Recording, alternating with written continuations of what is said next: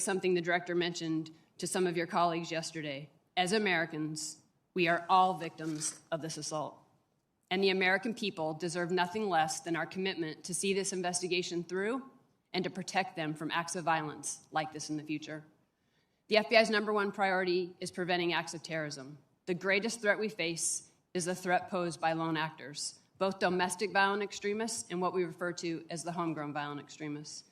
These actors are especially challenging for law enforcement because by definition, their insular nature makes them particularly difficult to identify and disrupt before they have an opportunity to act. The FBI has been investigating domestic terrorism throughout our organization's history. However, today's threat is different than it was 100 years ago and continues to evolve.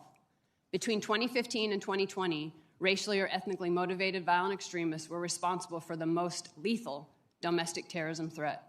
And in fact, 2019 was the most lethal year for domestic violent extremist attacks since the Oklahoma City bombing in 1995. However, in 2020, 3 of the 4 fatal domestic violent extremist attacks were perpetrated by what we call anti-government or anti-authority violent extremists. One of those attacks was perpetrated by an anarchist violent extremist in Portland. And in fact, this was the first fatal anarchist violent extremist attack in over 20 years. 2020 also marked the first year since 2011 that there were no fatal attacks committed by the racially or ethnically motivated violent extremists advocating for the superiority of the white race. I think all of those explain how the threat is persistent and evolving. Looking forward, we assess the domestic violent extremist threat will continue to pose an elevated threat of violence to the U.S. We expect racially or ethnically motivated violent extremists and anti-government, anti-authority violent extremists will very likely pose the greatest domestic terrorism threats throughout 2021, and in fact, leading into 2022. Regardless of the specific perpetrator, the domestic terrorism threat remains persistent, and that is why we must remain focused on countering it. I want to take this opportunity to re-emphasize that the FBI's mission to uphold the Constitution and protect the American people is both dual and simultaneous and not contradictory. One does not come at the expense of the other. That said, when a person crosses the line from expressing beliefs to violating federal law and endangers the communities we serve, we aggressively pursue those threats. Before closing, I want to mention the importance of partnerships in the counterterrorism fight. We simply cannot be successful without them.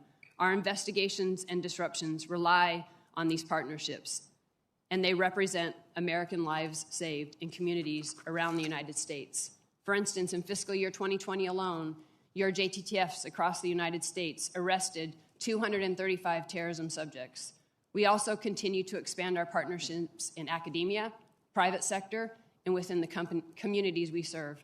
This is critical because nearly half of our cases are predicated on tips and leads from the community and our law enforcement partners. We in law enforcement cannot and will not tolerate individuals who use the First Amendment as a guise to incite violence. That's true now, as we work hard to hold those accountable involved in the events on January 6th, just as it was last summer when individuals exploited peaceful protests as cover for their own violence and destruction. When violent extremists utilize explosive devices, attack government facilities and businesses, or target law enforcement officers, the FBI investigates those unlawful acts, regardless of the underlying ideological motivation. At the FBI, we work every threat with the same level of rigor and dedication, and that's what I hope you take away from my testimony today. Thank you again for an opportunity to talk with you about the hard work our folks and our partners are doing every day to keep the country safe. We are grateful for the support that you have provided and continue to provide the men and women of the FBI. I look forward to answering any of the questions you may have. Thank you. General Walker, you are now recognized for your opening statement. Good morning, Chairman Peters, Chairwoman Klobuchar, ranking members Portman and Blunt, and members of the committees. I am Major General William Walker, the Commanding General for the District of Columbia National Guard, affectionately known as Capitol Guardians. I appreciate the opportunity to appear before you today to discuss the events of January 6th, a dark chapter in our nation's history. I was personally sickened by the violence and destruction I witnessed that fateful day and the physical and mental harm that came to U.S. Capitol Police officers and Metropolitan Police Department officers, some of whom I met with later that evening, and I could see the injuries that they sustained. It is my hope that the recollection My recollection of the events and my presentation of the facts as I know them will help your committees in its investigation and prevent such tragic events from ever occurring again. First, I think it's critical to understand what the District of Columbia National Guard mission was on January 6th to include the civilian agency we were supporting, and our requests for support of other civilian authorities were handled. On December 31st, 2020, the District of Columbia National Guard received written requests from the District of Columbia Mayor, Muriel Bowser, and her Director of Homeland Security and Emergency Management, Dr. Christopher Rodriguez. The request sought National Guard support for traffic control and crowd management for planned demonstrations in the district from January 5th through January 6, 2021. After conducting mission analysis to support the district's request, I sent a letter to the Secretary of the Army, Ryan McCarthy, on January 1st requesting his approval. I received that approval in a letter dated January 5th, granting support to the Metropolitan Police Department with a 320 Guardsmen personnel to include a 40 personnel quick reaction. Metropolitan Police Department, the United States Park Police, the United States Secret Service, and other federal and district law enforcement agencies in response to planned rallies, marches, protests, and other large-scale First Amendment activity on a routine basis. A standard component of such support is the stand-up of an off-site quick reaction force, an element of Guardsmen held in reserve with civil disturbance response equipment, helmets, shields, batons, etc. They are postured to quickly respond to an urgent and immediate need for assistance by civil authorities. The Secretary of the Army's memorandum to me required that a concept of operation be submitted to had been breached by hostile rioters. Chief Son, his voice cracking with emotion, indicated that there was a dire emergency at the Capitol, and he requested the immediate assistance of as many available National Guardsmen that I could muster. Immediately after that 149 call, I alerted the U.S. Army senior leadership of the request. The approval for Chief Son's request would eventually come from the Acting Secretary of Defense and be relayed to me by Army senior leaders at 5:08 p.m., about 3 hours and 19 minutes later. I had already had Guardsmen on buses at the Armory ready to move to the Capitol. Consequently, at 5:20 p.m., less than 20 minutes, the District of Columbia National Guard arrived at the Capitol and were being sworn in by the United States Capitol Police. We helped to establish the security perimeter at the east side of the Capitol to facilitate the resumption of the joint session of Congress.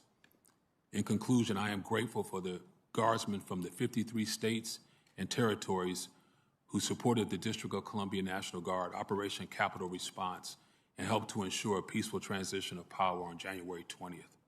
In particular, I am grateful for the timely assistance from our close neighbors from Virginia, Delaware, and Maryland National Guard, who augmented D.C. National Guard forces in establishing the security perimeter. I am honored to lead these citizen soldiers and airmen. These are your constituents, many of whom left behind their families, careers, their education, their businesses, to help ensure the protection and safety of the United States Capitol and those who serve in it every day. Thank you for the opportunity to brief you today, and thank you for your continued support of the National Guard. I look forward to any questions you may have. Thank you again. Thank you, General Walker. Thank you for your testimony. And again, I know I speak on behalf of everybody in this joint committee room that we fully support the men and women of the National Guard and appreciate your work on that day and continue to appreciate the service you're providing to your country and protecting the Capitol as well as our country. So thank you again. General Walker, I want to start my questioning by going back in time a little bit prior to the events on January 6th. So my question is, in June of 2020, as violence was escalating during the summer protest, were you able to immediately receive approval from the Secretary of the Army and the Secretary of Defense to deploy National Guard to assist law enforcement at that time? Senator Peters, I was. Yes, sir. The Secretary of the Army was with me for most of that week. He came to the Armory. I was in constant communication with him when we were not together. So you were immediately able to receive approval in June of 20. from your testimony, I want to be clear, were you able to immediately receive approval from the Secretary of the Army and the Secretary of Defense to deploy the National Guard on January 6th? No, sir. In your opening remarks, you said that a January 5th memo was unusual. Could you explain to the committee why it was unusual and what was the impact of the memo that you received on January 5th? So the memo was unusual in that it required me to seek authorization from the Secretary of the Army and the Secretary of Defense to essentially even protect my guardsmen. So no civil disturbance equipment could be authorized unless it came from the Secretary of Defense. Now, the Secretary of the Army, to his credit, did tell me that I could have force protection equipment with the guardsmen. So we did have helmets, shin guards, vests. We did have that with us, but that came from the Secretary of the Army. The Secretary of Defense told me I needed his permission to escalate to have that kind of protection. That kind of protection, even though you would be engaged in force protection, that to protect your men and women, before you could do that, you would have to get approval from the Secretary of Defense? The memo from the Secretary of Defense made clear that I needed his permission to have, so what it says, without my personal authorization, the District of Columbia National Guard is not authorized the following: to be issued weapons, ammunition, bayonets, batons, or ballistic protection equipment such as helmets and body armor. Now, again, to be clear, the Secretary of the Army told me to go ahead and issue that equipment. So we never were going to have weapons or ammunition, and we no longer have bayonets. But we do have ballistic protection equipment, helmets, body armor. And so I did have that with each guardsman. Thank you, General. So, but that was unusual, as you mentioned, to have that kind of request. You were on the January 6th phone call at 2:30 that we heard from our previous hearing, where the Chief of Capitol Police was making an urgent appeal for help, and we heard that the D.C. Metro Police Chief said it was a tepid response. He was shocked by it. What happened on that call? What was your recollection of the call, and were the assessment of the two individuals I mentioned, was that your assessment as well? Yes, sir. So that call came in. It was we actually helped facilitated the deputy mayor from the District of Columbia and Dr. Rodriguez, Chief Conte, Chief Son later joined the conversation, and we dialed in the senior leadership of the U.S. Army. And at that time, Chief Conte and Chief Son passionately pleaded for District of Columbia National Guard to get to the Capitol with all deliberate speed. So the Army senior leaders did not think that it looked good, it would be a good optic. They further stated that it could incite the crowd. So their best military advice would be to the Secretary of the Army, who could not get on the call. So we wanted the Secretary of the Army to join the call, but he was not available. We were told that he was with the Secretary of Defense and not available. But the Army senior leadership expressed to Chief Conte, Chief Son, Dr. Mitchell, the deputy mayor, and others on the call that it would not be their best military advice to have uniformed guardsmen on the Capitol. So during the call, you're saying that optics was raised on that call specifically. So I want to go back to the question I started. You said that you were able to get immediate authorization in the summer of 2020 during those protests. General Walker, was the issue of optics ever brought up by Army leadership when the D.C. National Guard was deployed during the summer of 2020? Was that discussed? It was never discussed the week of June. It was never discussed July 4th when we were supporting the city. It was never discussed August 28th when we supported the city. Did you think that was unusual? I did. So let's put in context. You, in your opening statements, you mentioned the National Guard troops that were ready to go. You had them back at the Armory. How many folks were in the Armory, ready to go once the order was given, and at what time were they ready to go? So I had them ready to go shortly after the phone call. So I brought, at 1500, I directed that the quick reaction force that was based at Andrews Air Force Base leave the base, get to the Armory at all deliberate speed. I had a police escort bring them to the Armory. They returned to the Armory in about 20 minutes. So we had them sitting there waiting.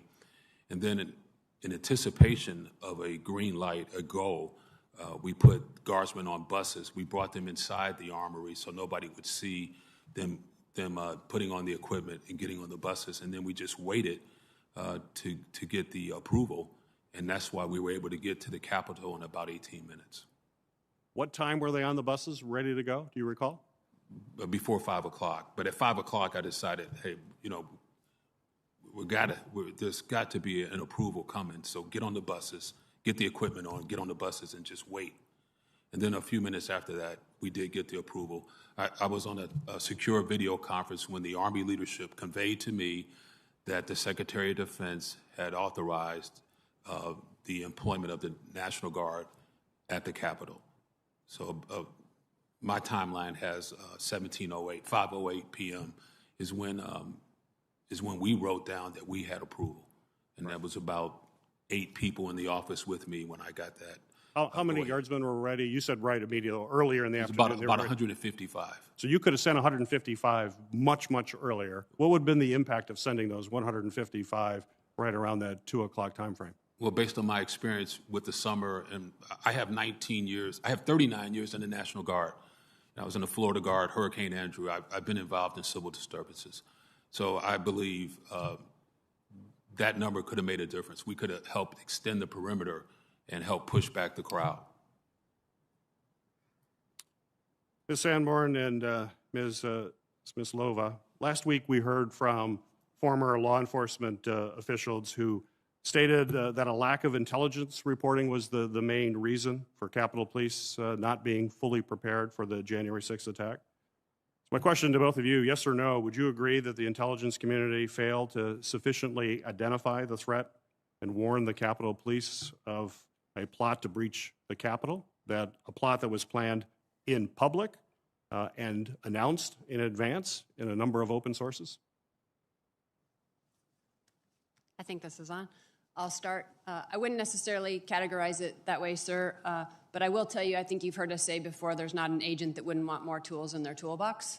There's not an analyst that wouldn't want more intelligence, and I think I just paint a quick picture for you. The challenges we're faced are the immense amount of rhetoric out there, and what we're trying to separate is aspirational from intent, and combine in order to get to that intent, we're really thinking about private communications and oftentimes encryption. And so I would say that what we are faced with is the challenge of the amount of data and then really trying to find, because of the volume and because of private communications, intent that then would have given us the intelligence picture potentially to shed light on what some of the plans and intentions, indicators and warnings, as our military folks might say. Ms. Lova, quickly, please. Yes, sir. I will defer to you, Senator, your colleagues, and other oversight entities such as this one to actually determine what went wrong on January 6th. I don't feel I'm empowered or have enough information to declare whether or not this is an intelligence failure. I do know, however, it was not a success, and we will do everything we can to make sure that what we know is better distributed and understood by our partners.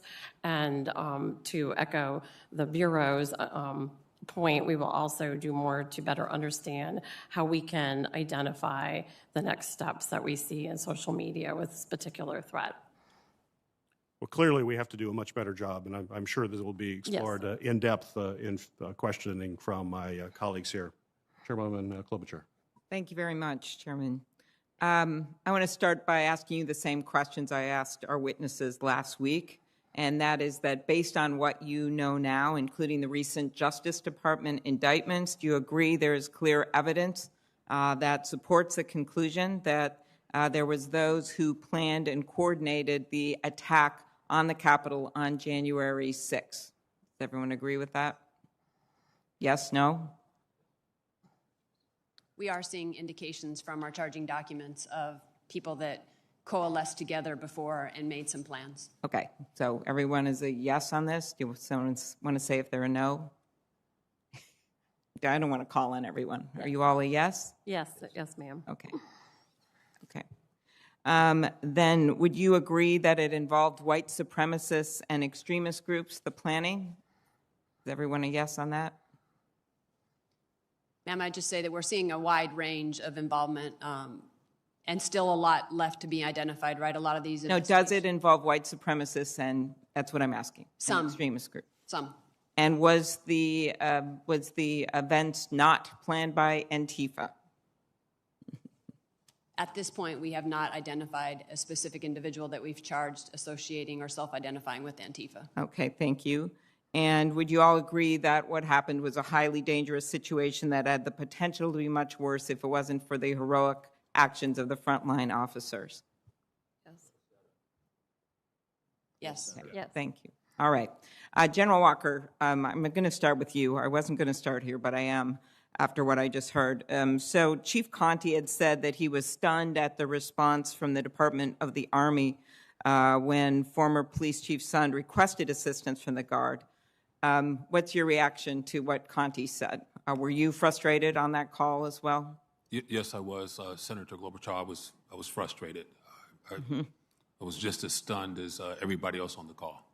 And I understand, and correct me if I'm wrong, that with the National Guard, it is much better to prepare them and call them into action and have a plan, which I know that I heard from Mr. Celestis that people tried to do. They called the chief, they called people and said, you want to have the Guard mobilized.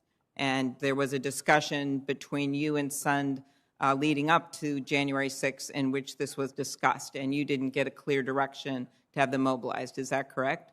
Yes, ma'am. So I talked to Chief Sund on Sunday. I talked to him Saturday and Sunday. We talk. We're friends. I've known him for a long time.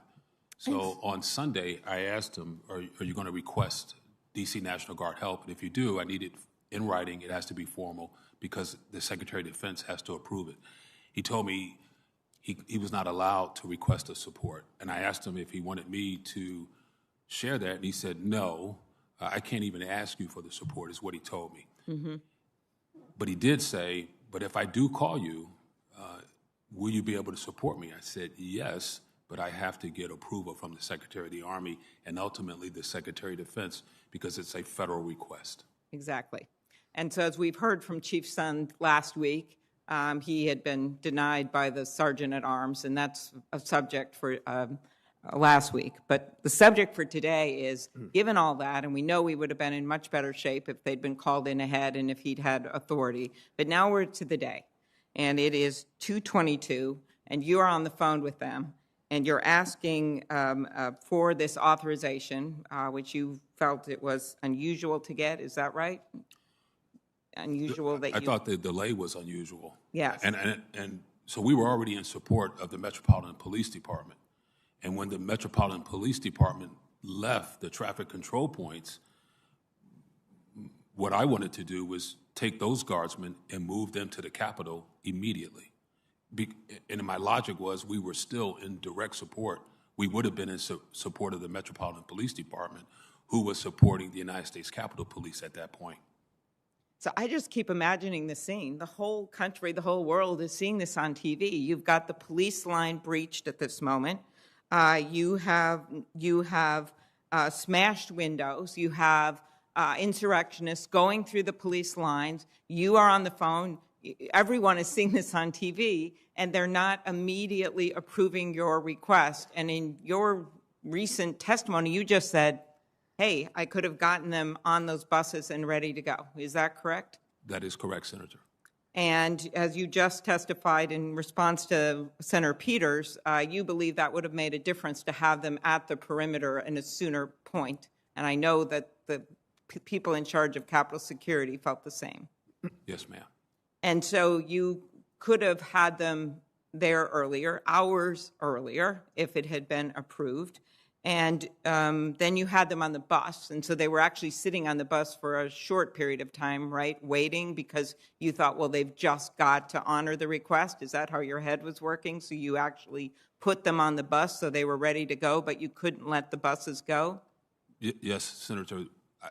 I just came to the conclusion that eventually I'm going to get approval, and I didn't want. And at that point, seconds mattered, minutes mattered, and I needed to be ready to get them there as quick as possible. So I already had District of Columbia National Guard military police vehicle in front of the bus to help get through any traffic lights. So we were there in 18 minutes. I 18 arrived minutes. at 17:20. Okay. So, yeah, and they were sworn in as soon as they got there, and they made a difference, according to the Capitol Police. Well, according to a lot of us. And I just keep thinking of the hours that went by and the people who were injured and the officers whose lives were changed forever. A lot has been reported about the quick response force that was waiting at Andrews Air Force Base to be deployed to D.C. just in case. Now, that force was set up as additional troops to support the Guard's traffic control mission is needed. Is that right? Yes, ma'am. And the quick response force couldn't be deployed to the Capitol immediately once the violence began because they were not outfitted for riot control. Is that right? No, ma'am. They were outfitted. So Yep. the Quick Reaction Force was District of Columbia Air National Guard Security Forces Squadron. Most of those guardsmen are law enforcement officers in their civilian positions. Got it. So they were ready to go, and they were outfitted with all the equipment that they needed. And they were out at Andrews. They were at Andrews, and I just took it upon myself to move them without permission. I just moved them to the armory so they would be closer as well. Okay. And who was on that conversation with you? You mentioned from the Defense Department. I know who was on there from the police in D.C. So Lieutenant General Michael Flynn, he was the chief. He was in charge of operations for the Army. The director of the Army staff was on the phone. Was on the call. Lieutenant General Pyatt. There were other senior civilian leaders from the United States Army, and other high-ranking general officers were on the call as well. Okay. And do you remember who was mostly talking about the optics, the questions that Senator Peters asked you, and their concern about that? Yes. So during the phone call with the District of Columbia leaders, the Deputy Mayor, Chief Son, Dr. Rodriguez, who was talking about optics, were General Flynn and General Pyatt. And they both said it wouldn't be in their best military advice to advise the Secretary of the Army to have uniformed Guards members at the Capitol during the election confirmation. Thank you. Mr. Salas, could you explain why they would say such a thing? I know you were not on the call, and you were the one that they sent here on behalf of the Defense Department, but you were not on the call. And so do you have any idea why this delay occurred when, as Senator Peters has well pointed out, it didn't occur in other incidences? Senator, as you point out, I was not on the calls, any of the calls. We know that. Okay. That's why I spent my time talking to someone who was. Right. However, Senator, in preparation for the hearing, I have had the opportunity to talk to General Walker. I've had the opportunity to talk to General Pyatt and other general officers on the Army staff. I've also had the opportunity to talk to Secretary McCarthy in preparation for the hearing so that I could understand the details of the... Okay. So just if you could answer my questions, there's so many of my colleagues waiting, why this happened. General Pyatt told me yesterday that he didn't say anything about optics. He meant he didn't use the word optics, or are you saying that General Walker, who just testified that they were concerned about this, is wrong, or that... General Pyatt told me yesterday, Senator, that he did not use the word optics. I think that I'll let General Walker answer this, but I think what he's talking about is the general concern of that, was that they were more concerned about how this would appear, and it was in their best advice. And I guess what bears out his testimony is that they did not send the National Guard there for hours. They didn't give the authorization for him as he waited with his troops to go over to the Capitol. Senator, in fairness to the committee, General Pyatt is not a decision maker. The only decision makers on the 6th of January were the Secretary of Defense and the Secretary of the Army, Ryan McCarthy. There was a chain of command from the Secretary of Defense, the Secretary McCarthy, to General Walker. That was the chain of command. There's lots of staff that is involved in obviously having discussions, but to be clear, on that day, that was the chain of command. Just could I give General Walker, I think we should give him a moment to respond here, and then I'll be done.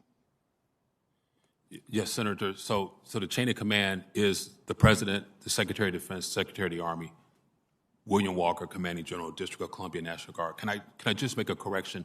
I said Lieutenant General Mike Flynn. It was Lieutenant General Charles Flynn. Got it. And so I just all right. wanted to correct that. Okay. But there were people in the room with me on that call that heard what they heard. Okay. We'll have to follow up with more questions. I appreciate your testimony. Thank you. Ranking Member Portman, you're recognized for your questions. Thank you, Chairman Peters, and thanks to our witnesses. General Walker can continue to talk about your recollection, if you don't mind.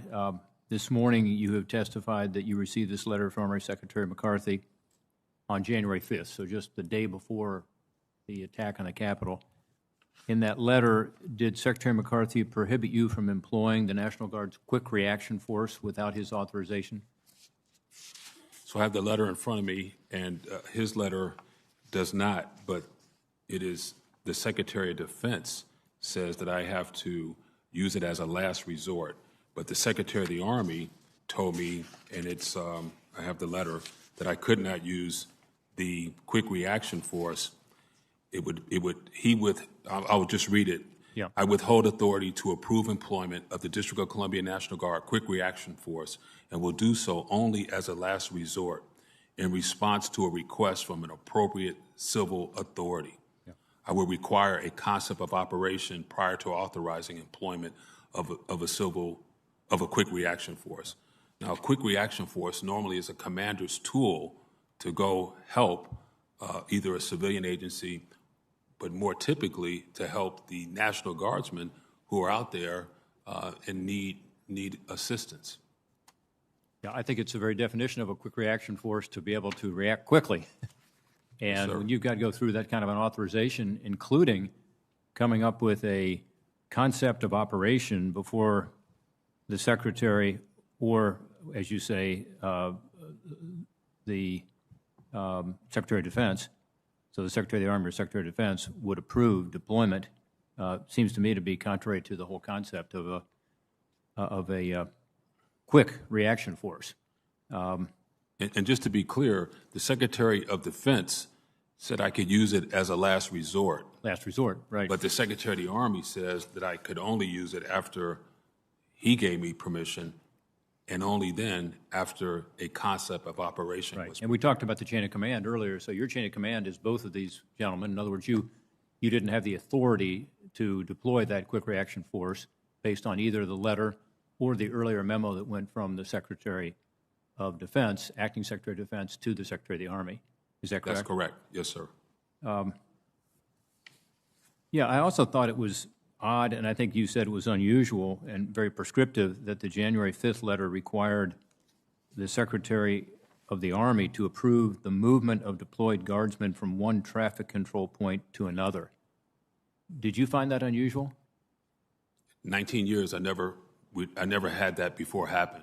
So on that day, the Metropolitan Police, as they would any other day, requested that a traffic control point move one block over. No traffic was where they were, so They wanted the traffic control point to move one block. I had to get permission. I told them, I'll get back to you. I contacted Lieutenant General Pyatt, who contacted the Secretary of the Army. I had to explain where that traffic control point was in relationship to the Capitol, and only then did I get permission to move the three National Guardsmen supporting the Metropolitan Police. These are three unarmed National Guardsmen who are helping with traffic control, in part so that Metropolitan Police can do other things, and they were not permitted to move a block away without getting permission from the Secretary of the Army. Is that true? That's correct. Yeah. And then on your testimony, you also talk about riot gear. That January 4th memorandum from Acting Secretary Miller to the Army Secretary required the personal approval of the Secretary of Defense for the National Guard to be issued riot gear. Is that correct? That's correct. But the Secretary of the Army told me to go ahead and put it in the vehicles. Yeah. So I give him credit for that. Yeah, and you said that earlier. You gave him credit for saying at least to have it there so it was accessible. Yes. But still, you couldn't prepare for a civil disturbance without getting permission from the Secretary of the Army and the Secretary of Defense. Is that true? Normally for a safety and force protection matter, a commander would be able to authorize his guardsmen to protect themselves with helmet and protective equipment. Well, as I said earlier, I'm disappointed we don't have someone from DOD who actually was there at the time. I think you're being put in a tough position, Mr. Salasys. But, Mr. Salasys, I have to ask you, why did the Department of Defense impose these restrictions on General Walker's control of the National Guard on January 6th?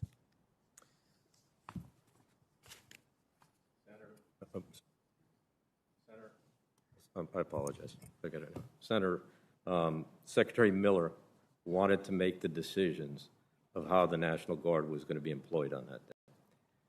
As you recall, Senator, the spring events, there was a number of things that happened during those events that Secretary Miller, as the acting secretary. Yeah, well, clearly he wanted to. The question is why and how unusual. Don't you think that's unusual based on your experience at DOD?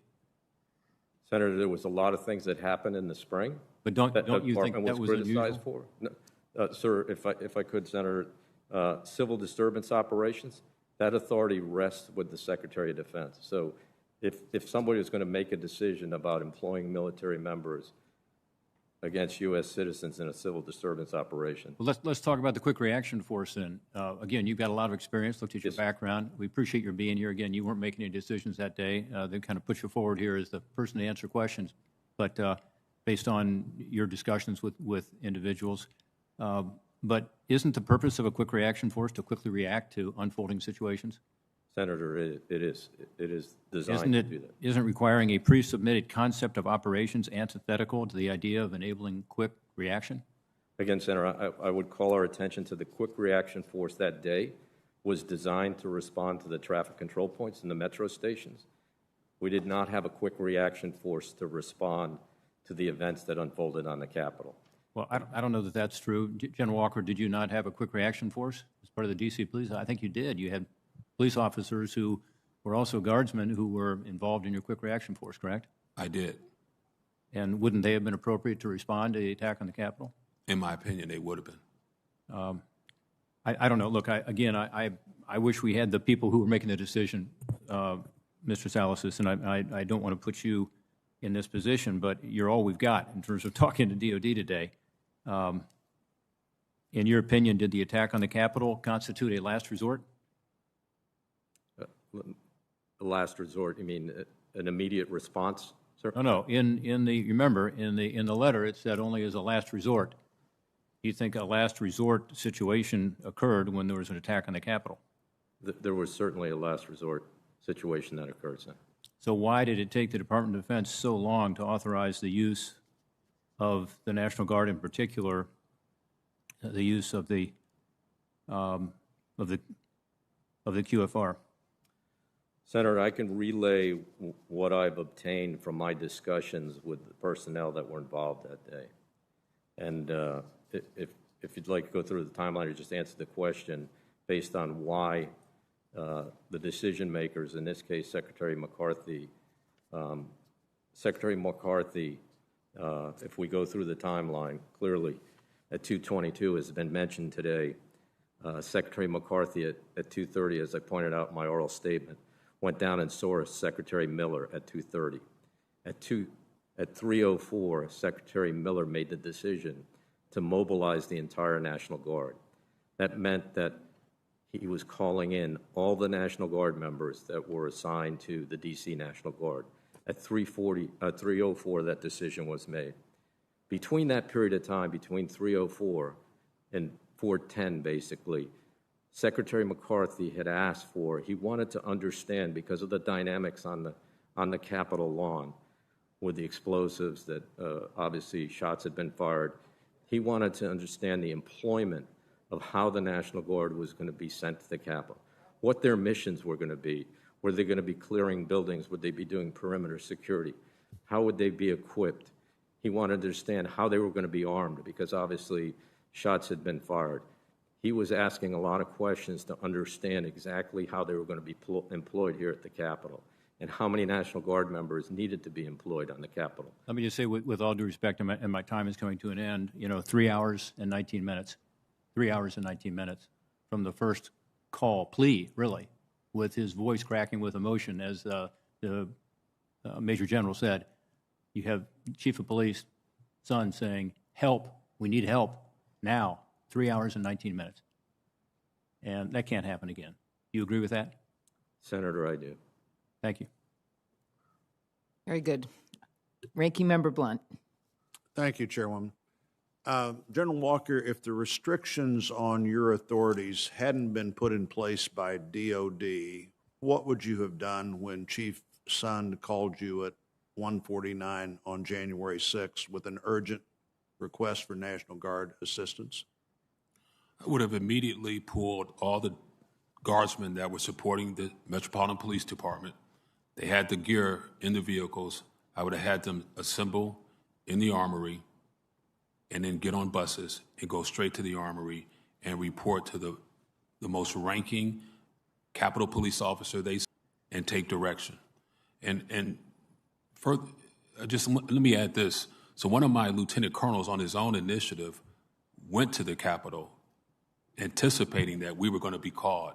So he would have been there, and he met with Deputy Chief Carroll of the Metropolitan Police Department, who asked him, where is the National Guard? How come they're not here? And this colonel said, well, I'm sure they're coming, and I'm here to scout out where they're going to be when they get here. So that was the plan. I would have sent them there immediately. As soon as I hung up, my next call would have been to my subordinate commanders, get every single guardsman in this building and everybody that's helping the Metropolitan Police, remission them to the Capitol without delay. And how quickly do you think you could have had people here? I think you said a minute ago that the Guard had moved from Andrews to the Armory here by 3:30. Is that right? Yes, sir. And how quickly was the colonel here that was...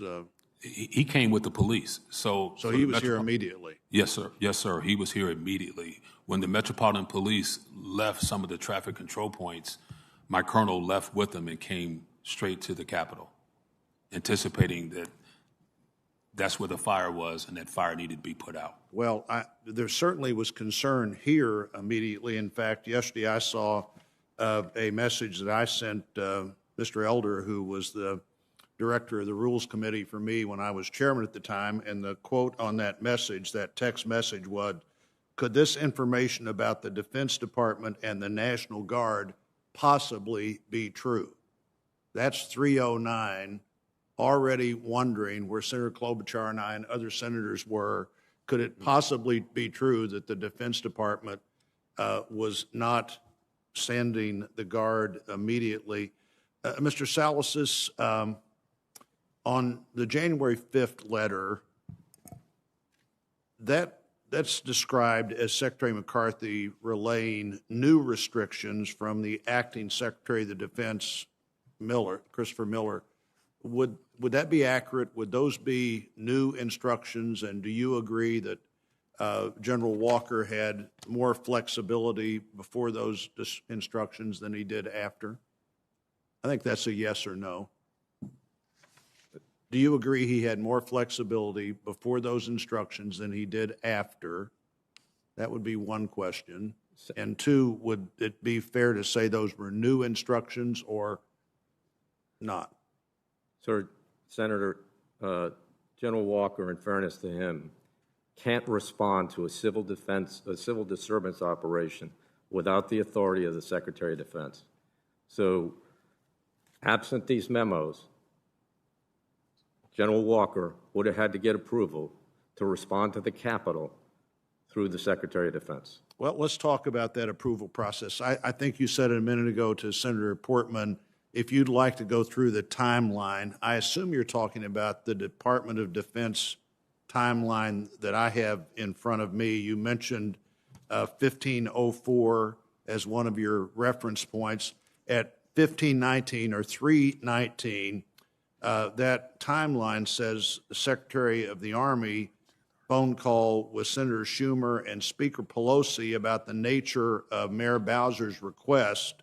Secretary of the Army explains Acting Secretary of Defense already approved full DC NG, full DC National Guard mobilization. Would that be right as of 319?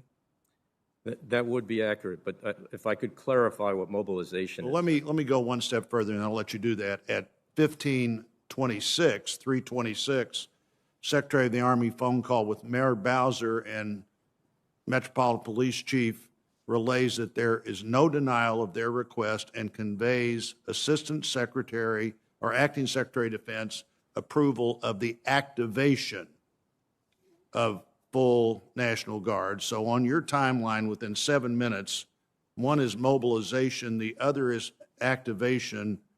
Go ahead and explain what those two things mean. So, Senator, those words are being used interchangeably. What Secretary Miller did at 1504 on 6 January was authorize the mobilization or activation of the National Guard, the D.C. National Guard. All that does, sir, is provide for the National Guard to be called in from wherever their homes are to come to the Armory. That's what the mobilization activation order was. I wonder if that's what I wonder if that's what Senator Schumer and Speaker Pelosi thought it meant. Now, you can't answer that, only they could. And I also wonder if that's what Mayor Bowser thought it meant when they were told at 319 and 326 that the Guard has been mobilized and the Guard was being activated. I don't expect you to be able to answer what they thought. I know I would have assumed that that meant the Guard was on the way unless I was specifically told, well, they're mobilized, but they really won't be there until we make a decision hours later. At 4:32, the Acting Secretary of Defense provides verbal authorization to remission D.C. National Guard to conduct perimeter and clearance operations. So that's 4:32. That's an hour and 10 or so minutes later. Is that the moment when the Guard was told they could move forward? Yes, Senator, it is. Do you agree with that, General Walker? No, sir.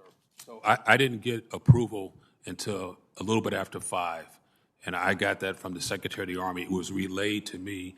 I never talked to Secretary of Defense Miller, and I didn't talk to the Secretary of the Army. Army senior leaders told me at about 17:08, 5:08 p.m. that the Secretary of Defense has authorized our approval to support the Capitol. So, Senator, if I could, in fairness to General Walker, too, that's when the Secretary of Defense made the decision at 4:32.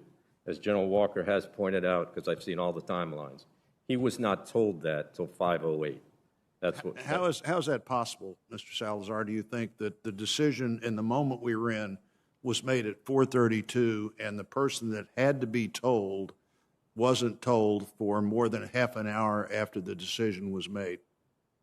Senator, I think that's an issue. There was decisions that were being made, there was communications that needed to take place, and then there was actions that had to be taken.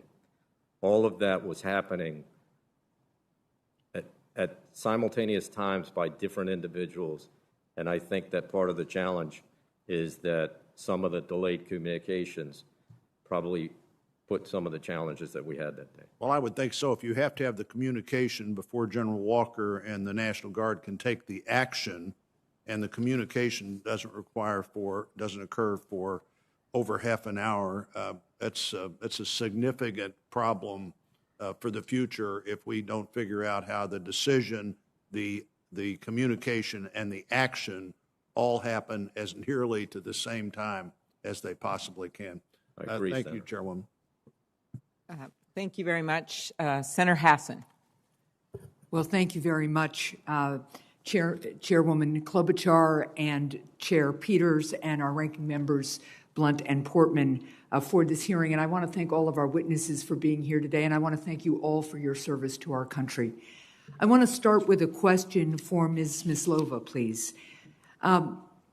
It's about a topic that I asked about last week. The Secretary of Homeland Security has the authority to designate events with national significance as national special security events, and these designated events receive expanded federal support for event security. Factors used to determine national special security event designations include the attendance of U.S. officials, as well as the size and significance of the event.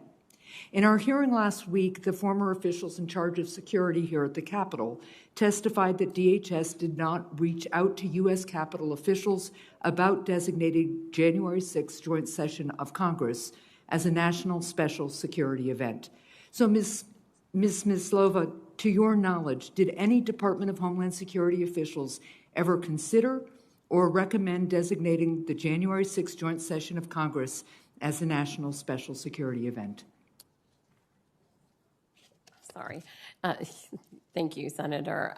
No, to my knowledge, no one at the Department of Homeland Security did consider designating January 6th as an NSSC. Also, to my knowledge, no one responsible for protecting the Capitol asked for such a designation. Right, but when we're talking about an NSSE, you don't need a request from the Capitol, correct? That is correct. You could have DHS could have initiated it. So what is the department's current policy and process for designating national special security events?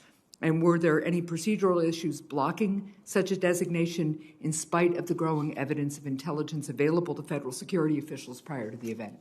I'm sorry, Senator. I am running currently the Office of Intelligence and Analysis for DHS. We have a small role in the NSSC process, but I am not qualified to speak about the whole process. It's fairly complicated. I'm happy to have Secret Service reach out to you, ma'am, if you'd like me to follow up with that. Well, I think it's really important for us to understand what the processes are. We had, as has been pointed out, the vice president-elect, all members of Congress in one location at an event where there was clear intelligence that might turn violent, and there appears to have been no communication or effort by DHS to designate this in a way that would have had this security that we're now standing about stood up ahead of time in an effective way. So I look forward to following up with you on that. I want to turn to Ms. Sanborn now. According to a recent report, the FBI has currently charged 257 people associated with the events on January 6th. Of the individuals charged to date in relation to the attacks of January 6th, how many were already under investigation by the Bureau? Ma'am, I'd have to get you the specific number, but I can only recall from my memory one of the individuals that was under investigation prior. And was that because the FBI is limited in its tools or capacity to monitor, charge, or arrest these individuals prior to January 6th? Was this a manpower issue? I'm just trying to understanding, looking back now, what might have made a difference in charging, in being able to move against some of those individuals sooner? Yeah, I think that's a great question. I think it's twofold. So it's the complexity of trying to gather the right intelligence that helps us predict indicators and warnings. And I spoke earlier about while there's a volume out there of rhetoric, trying to figure out that intent is very challenging for us in the intel community because it happens on private comms and encryption. So that's one aspect. And then the other aspect is of the people that we were investigating, so predicated investigations, we don't necessarily have the ability to mitigate the threat they might pose by travel if we don't have a charge. And so I think you're tracking that we were aware of some of our subjects that intended to come here. We took overt action by going and talking them and trying to get them to not come, and that worked in the majority of our already predicated cases. Okay, thank you. I'd look forward to following up with the FBI more about that. I also have another question for you about the FBI's information sharing practices.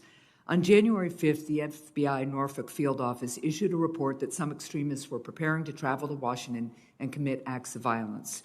That report eventually made it to a U.S. Capitol Police analyst, but it didn't make it to the former Capitol Police Chief, Mr. Sund. So I think it's important for us to understand whether this was a failure in information sharing policy or practice. What's the standard policy for disseminating reports like that? Yes, ma'am, that's a great question. I'd just like to segue into that part of the reason we were able to get that intelligence report from the Norfolk office is because we made it a national collection priority for all 56 field offices to collect whatever they could on the joint session as well as inauguration. And so when they collected that information, they did follow our normal process, and I think we heard yesterday from the director, and went above and beyond that process. So they documented it quickly within the situational information report, and they disseminated it 3 different ways: in writing, via email, verbally, and then also put it in what we call the LEAP portal, which is available to all state and local partners across the United States. So I'm trying to understand, though, how it didn't get elevated or communicated to the highest level. Who was the highest official in the FBI to be informed of the intelligence? So I, similar to Director Ray, found out about it days after. And so I think it's very important to also caveat what that was. It was raw, unvetted information, and only because of the collection message did it get as quickly elevated to the Washington field office and disseminated to the task force officers. So thousands and thousands of tips come in just like this on every day, and not all of those get elevated to senior leadership. Except that this was tips about violence at the United States Capitol, where we were going to have all members of Congress, the current vice president, the vice president-elect. And so given the gravity of the threat, it is very hard for me to understand why somebody didn't pick up the phone.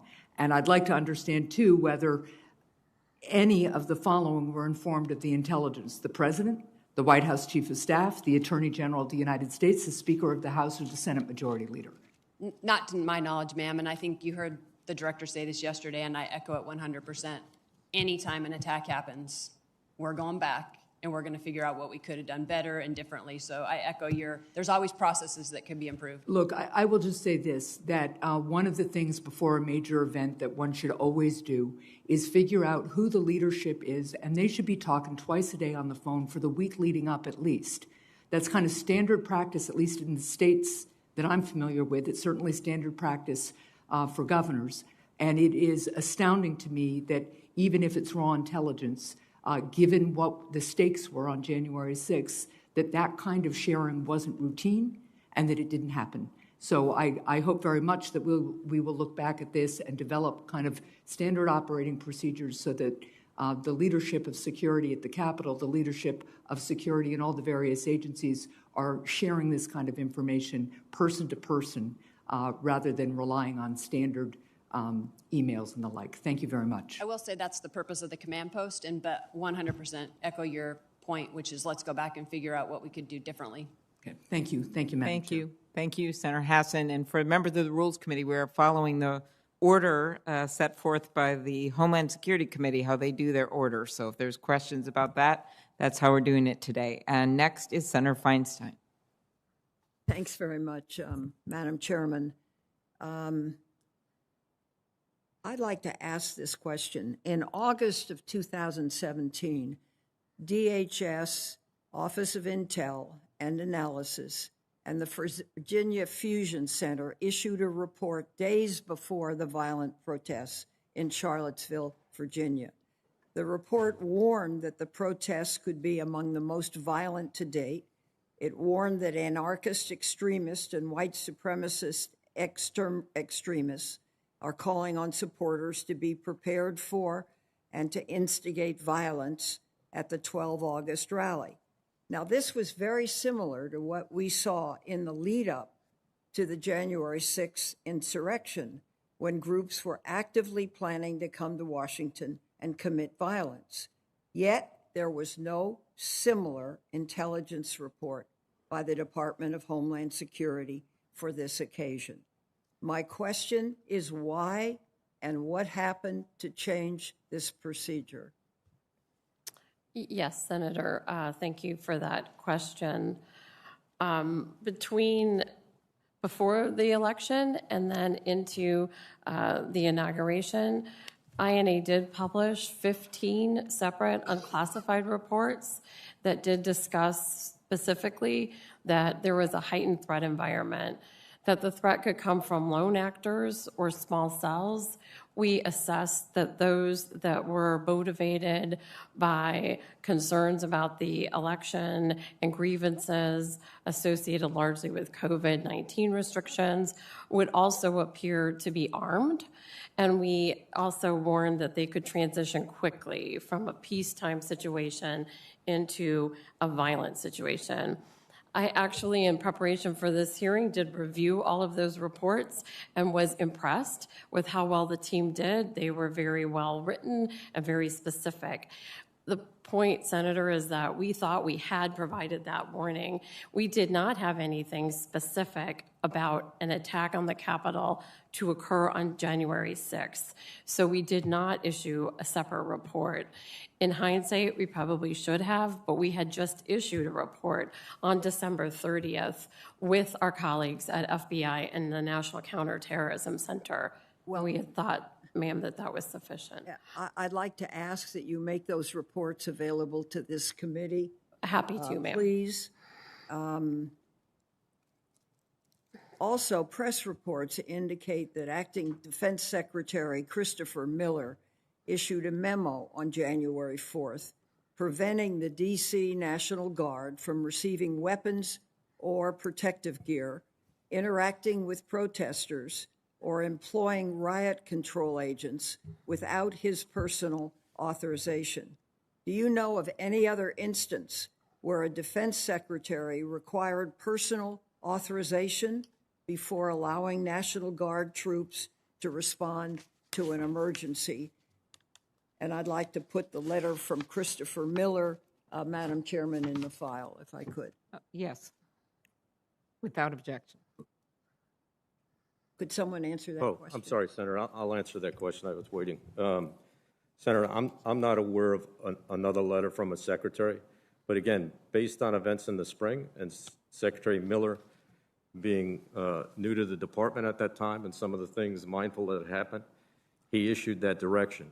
That direction, though, again, I'd come back to the point that in order for National Guard members to deploy in civil disturbance operations, it requires the Secretary of Defense's approval.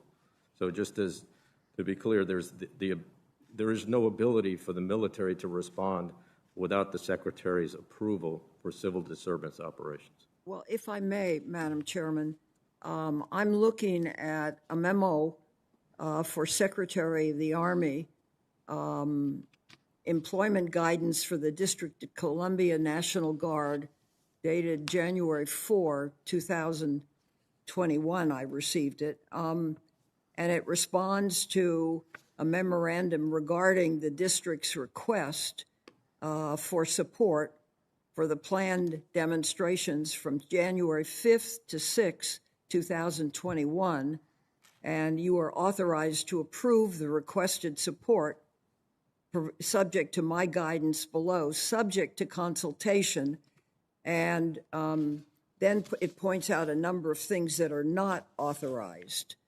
So this letter of January 4, I'd like to be in the record because somewhere there's a problem here. And I've been listening carefully, trying to find out what the problem is, but there were certain reports that just were not issued, and they were of an intelligence nature. And I'm curious about finding out which ones essentially did what. So if you have any response to that, other reports, and could let this committee know, it would be appreciated.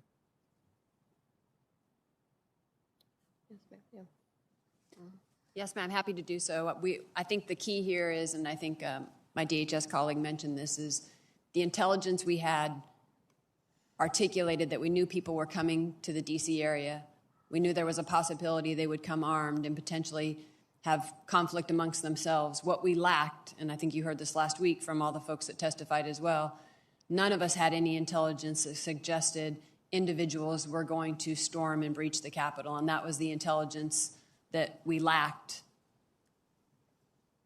Well, I think that remains to be seen, but I appreciate the comment, and I think that's what this committee has to look for. and make a determination whether there was, in fact, adequate pre-question, pre-interest, and there is a record. And I thank you, Madam Chairman. Thank you.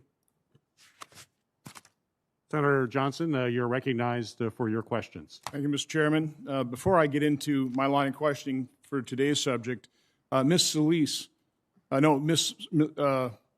Smyslova, I received, when I sitting here in the hearing, a press release from Capitol Police that said that we have obtained intelligence that shows a possible plot to breach the Capitol by an identified militia group on Thursday, March 4th. Is that a threat that you're aware of? Senator, we issued a bulletin last night, co-authored with the FBI, about extremists discussing March 4th and March 6th. Is that what you're referring to? It's a joint Yes, intelligence bulletin we released last night around, it was very late, midnight, I think. Yes. Okay. Well, again, so the threats are ongoing. Yes. General Walker, to review the timeline, at 1:49, Chief Sund contacted you. At 2:15, the Capitol was breached. I think in your testimony you said you had available 340 D.C. National Guard troops. Is that correct? Well, sir, it was actually half of that. So half were on the streets helping the Metropolitan Police Department. The other half would have came in to relieve them. But we would have called them in to come in. Okay, so you had 40 in the quick reaction force, correct? Yes, sir. So had you been able to, had this all been pre-approved by the Secretary of Defense? And I'm mindful of the considerations of having military involved in civil disturbances, and I think that's part of the issue. Some of the blowback that occurred with the spring instances. How quickly could have you gotten how many people to the Capitol? 20 minutes. How many people? 150. Okay. I think that's important information to have. I think, quite honestly, what we need to do here is we need to completely reconstruct what happened. And I mean completely reconstructed. We need to obtain eyewitness testimony from different vantage points, from different perspectives, and that's certainly what I've tried to do. Ms. Sanborn, how many points of confrontation occurred during the riot? I mean, in other words, were these primarily at choke points, doors, windows that were breached, and then inside the Capitol, again, outside the House chamber? Or was there the Capitol is 751 feet long. Was this a 751 long line that Capitol Police and other law enforcement were battling protesters? Thank you for the question. I think we're still in the process of gathering that data. Obviously, the folks that we have charged, we've charged for breaching and getting inside, and so we at least know that at some point they got through a choke point. The actual distance of how long that was is still part of what we're examining, sir. Okay, but we've got all kinds of video, all kinds of photographs, so you obviously are examining that, and from that video, you've been able to arrest 300 people. 300 people have been charged. 18 have been charged with conspiracy. 40 have been arrested for assault on law enforcement officers. So have you, looking at those videos, maybe not been able to identify the people, but have you counted the number of people that you want to identify, for example, that will probably be charged with assault? So we're still doing that, and that number increases just like the arrests every day, and so far we have identified hundreds of people that we're trying to still identify. Okay, well, again, we've got 300 individuals who have been charged, 40 have been charged by assault. Do you expect the hundreds of people to be charged with assault, or will those be disorderly conduct, unlawful entry? I mean, give me some sort of sense of the extent of this. Absolutely, it's a fair question. So I think the charges have ranged from everything from trespassing to obstruction to definitely assault on federal officers. We have a fair number of those, and so the charges based on the actual behavior that the individual partook that day definitely vary. How many firearms were confiscated in the Capitol or on Capitol grounds during that day? To my knowledge, we have not recovered any on that day from any other arrests at the scene at this point. But I don't want to speak on behalf of Metro and Capitol Police, Okay. but to my knowledge, none. So nobody's been charged with an actual firearm weapon in the Capitol or on Capitol grounds? Correct. The closest we came was the vehicle that had the Molotov cocktails in it, and when we did a search of that vehicle later on, there was a weapon. But How many shots were fired that we know of? I believe the only shots that were fired were the ones that resulted in the death of the one lady. Okay. Well, again, I appreciate the chair's comments about a bipartisan, nonpartisan investigation here, seeking out the truth. That's what I'm trying to do. Cognizant of how I was reacted to by offering an eyewitness account at the last hearing, I'll risk entering another piece of reporting into the record. This is from the New York Times. Hopefully that'll be viewed more favorably. The title is A Small Group of Militants, Outsized Role in the Capitol Attack. In that report, it says federal prosecutors have said members of the Oath Keepers militia group planned and organized their attack and, quote, put into motion the violence that overwhelmed the Capitol. The reason I'm entering this in the record and read that quote is that it really does seem to align with the eyewitness account that I read portions of in the record last week. No conspiracy theory, just an eyewitness account from a knowledgeable observer. I didn't get to the point of the actual attack, and I want to just read a couple excerpts. This is the title, Provocateurs Turn Unsuspecting Marches into an Invading Mob. And again, these provocateurs are primarily white supremacist groups. Then a loud bellowing shout from behind, quote, forward, do not retreat, forward. Then two other men standing across from one another on the high granite curbs on either side of the footpath bellowed variations of forward, do not dare retreat. Some made direct eye contact with people and pointed directly at them as if trying to psych them into submitting. A third man standing on a chair also shouting forward, reached down and grabbed me by the shoulder and barked, don't retreat, get back up there. It wasn't an expression of enthusiasm or solidarity. It sounded like a military order. And it wasn't from a wild-eyed kid. This guy was probably in his 50s. He looked furious with me. Nobody seemed aware the Capitol was physically under attack. The tear gas caused pandemonium. But there was still no stampede, and people helped create or widen paths to allow others to leave the area. Then from the north, a column of uniformed, agile younger men walked briskly, single file toward the inaugural stand. They came within 2 feet of me. Their camouflage uniforms were clean, neat, and with a pattern I couldn't identify. These were the disciplined, uniformed column of attackers I had seen. There were a good 3 dozen of them moving in a single snake-like formation. They were organized, they were disciplined, they were prepared. We're taking the Capitol, the first or second announced. You're going to get arrested, someone called. Ms. Sandborn, does that tie into with what you're uncovering as you investigate exactly what happened in the Capitol that day, that you had these armed militia groups that had conspired and organized to be there, maybe dozens, we don't know how many, but that they were organized and knew how to use the mob to storm the Capitol? Is that kind of what you're seeing? We definitely so far are seeing a mixture of that, absolutely. We're seeing people that got caught up in the moment, got caught up in the sort of the energy, et cetera, and made their way into the Capitol, and those are probably the ones that you're seeing the charges simply of trespassing. And then we're definitely seeing that portion that you're pointing out, which is small groups and cells now being charged with conspiracy that coalesced either on site or even days or weeks prior and had sort of an intent that day, and they, too, probably caught people up in the energy. So just one final comment. I would urge anybody that criticized me for entering an eyewitness account in the record last week to please read the eyewitness account to take a look at actually what the truth is. Thank you. Thank you. Before I call on Senator Merkley, I just want to ask you, Ms. Samber, one thing. These people that were assaulting the Capitol in military gear and were pinning an officer between a door and were using bear spray on officers in the Capitol. Would you title them provocateurs? Ma'am, it would all depend on the evidence behind the case, right? So as we're going through and we're figuring out what actually we know about each individual, it would just depend on what the facts and what we know holistically about that to be able to put a label on it. Do you think there were some very serious, violent people involved in this insurrection? 100%. A lot of officers were injured and a lot of damage was done. And would you describe the atmosphere as festive? Absolutely not. Thank you. Senator Merkley. Thank you, Madam Chair, and thank you to all for your information.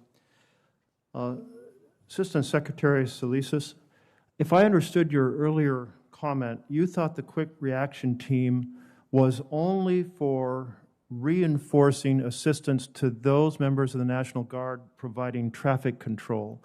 Did I hear your comment correctly? Yes, Senator, you did. Thank you. Major General Walker, I believe that if I heard your comments correctly, that quick reaction team was there to respond as needed, including protection of the Capitol. Is that correct?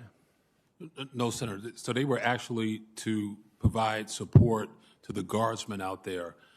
What I would have wanted to do was remission them and get them to the Capitol immediately as a quick reaction force. I see. So they weren't necessarily planned to help protect the Capitol, but you would reassign them to that in that type of emergency? Yes, sir. Okay, thank you for that clarification. I was really struck by the complexity of the chain of command for trying to get a decision for response. It starts with the Capitol Police Board, which goes to the Chief of the Capitol Police, Stephen Sund, who goes to the Commanding General of the D.C. National Guard, who goes to the Secretary of Army, who then consults with people within Department of Army about whether it's appropriate, which then goes to the Secretary of Defense, who then consults Christopher Miller to decide to study that, who then gives an order back to the Commanding General of the D.C. National Guard. This six-step process seems totally unsuited to the situation of responding quickly to an emergency. And just wanted to ask you, Commander Walker, if I'm reading this chain of command correctly, and if do you share the view that this is way too complex for a moment when you need to respond quickly? So, Senator, it's a long-standing process, but it can work in minutes. So, for example, during the first week of June, the Secretary of the Army was with me. I watched him call the Secretary of Defense and consult with the Attorney General and respond back to me with a approval within minutes. So it's an elaborate process, but it doesn't always have to be when in extremist circumstances, we can get it done over the phone very quickly. If I understand right, it's normally an elaborate process done in advance, and in fact, the information came to you on January 1st. You got back a response on January 5th, so this was before January 6th, but it had this provision that this restriction that I think you've testified to was unusual, that required reconsultation on January 6th in a fashion that deeply inhibited the ability to move quickly. That's right, Senator. Okay, thank you. I wanted to turn to Undersecretary Smyslova. And you've been with the department for how long? 17 years, sir. For 17 years, and I think you were the Deputy Undersecretary on January 6th, is that correct? Yes, sir. Okay. Well, I was struck by different reports that came from officials saying that there was a mood within the department, and I'll just quote one formal official report, quote, "Nobody wanted to write a formal intelligence report about this, in part of the fear that such a report would be very poorly received by the MAGA folks within DHS." And to follow this up, Brian Murphy, former head of DHS, and I don't know, were you also the deputy to him as well? I was one of his deputies, yes, sir. He noted that DHS officials had ordered him to stay away from the threat of white nationalism, that Chad Wolf and Ken Cuccinelli also had asked him to modify intel assessments to ensure that they matched up with public comments by President Trump to downplay the threat posed by white supremacists.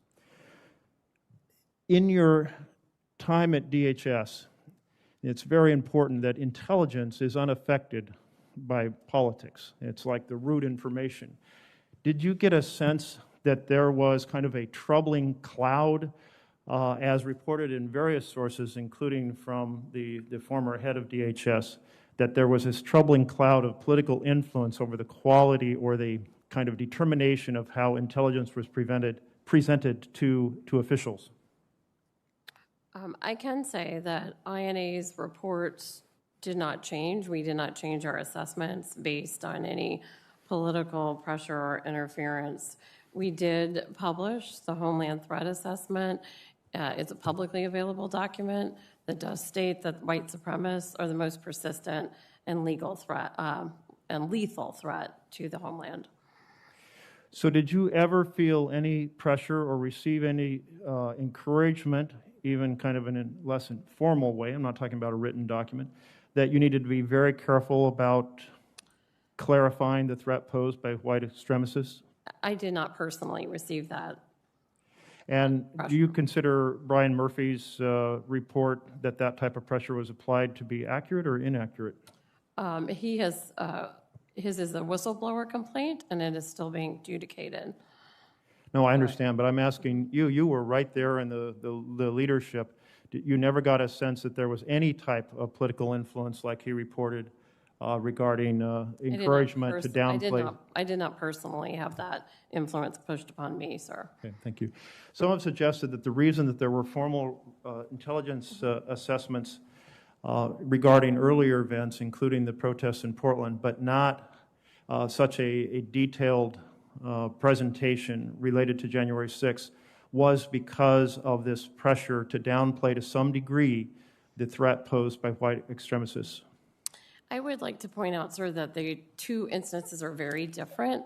Our support during some of the civil unrest and the protests, specifically in Portland, were at the direct request of our own DHS federal law enforcement partners. And in that capacity, we were reacting to a pattern of violence that had shown itself for several weeks. Our open source team did an excellent job in many instances of providing specific information that kept those officers safe. They were reporting things like bricks may be used today as a weapon, another day it might be bug spray combined with leaf blowers or lasers. Our work, by contrast, leading up to the election and January 6th is quite different. It's a different kind of an environment. There's not that pattern of violence. It is a different kind of assessment. So I do suggest, sir, that it's impossible to compare the two. Thank you for your testimony. Thank you. Thank you, Madam Chair. Mr. Chair. Thank you, Senator. The chair recognizes Senator Sinema for your questions. Oh, thank you, Mr. Chair, and thank you to our witnesses for being here today. During last week's hearing, we heard about coordinated security planning efforts between law enforcement and federal partners for January 6th, including areas where planning could be improved. As part of this conversation, the committees heard about intelligence shared by the FBI field office in Norfolk, Virginia on January 5th, warning of extremists preparing to travel for, quote, war. We also heard from the former chief of U.S. Capitol Police that he never saw this report and that on January 6th, he knew of no intelligence suggesting there would be a coordinated violent attack on the U.S. Capitol. The head of the FBI's Washington field office has previously said publicly that the Bureau did not have intelligence suggesting the rally would turn violent prior to the January 5th report. However, on January 8th, a podcast from the New York Times outlined activity across multiple social media platforms showing coordination between groups ahead of the January 6th attack. The podcast highlighted social media conversations about coordinating travel, bringing weapons, and using language like Occupy the Capitol and the revolution will come to Washington. So my first question is for Ms. Sanborn. Was the FBI aware of these specific conversations on social media? To my knowledge, no, ma'am, and I would just sort of articulate why that is. So under our authorities, because being mindful of the First Amendment and our dual-headed mission to uphold the Constitution, we cannot collect First Amendment protected activities without sort of the next step, which is the intent. And so we'd have to have an already predicated investigation that allowed us access to those comms and or a lead or a tip or a report from a community citizen or a fellow law enforcement partner for us to gather that information.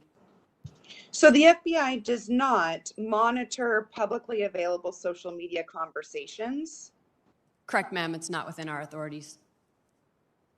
So my next question is for Ms. Sanborn and then Ms. Slislova.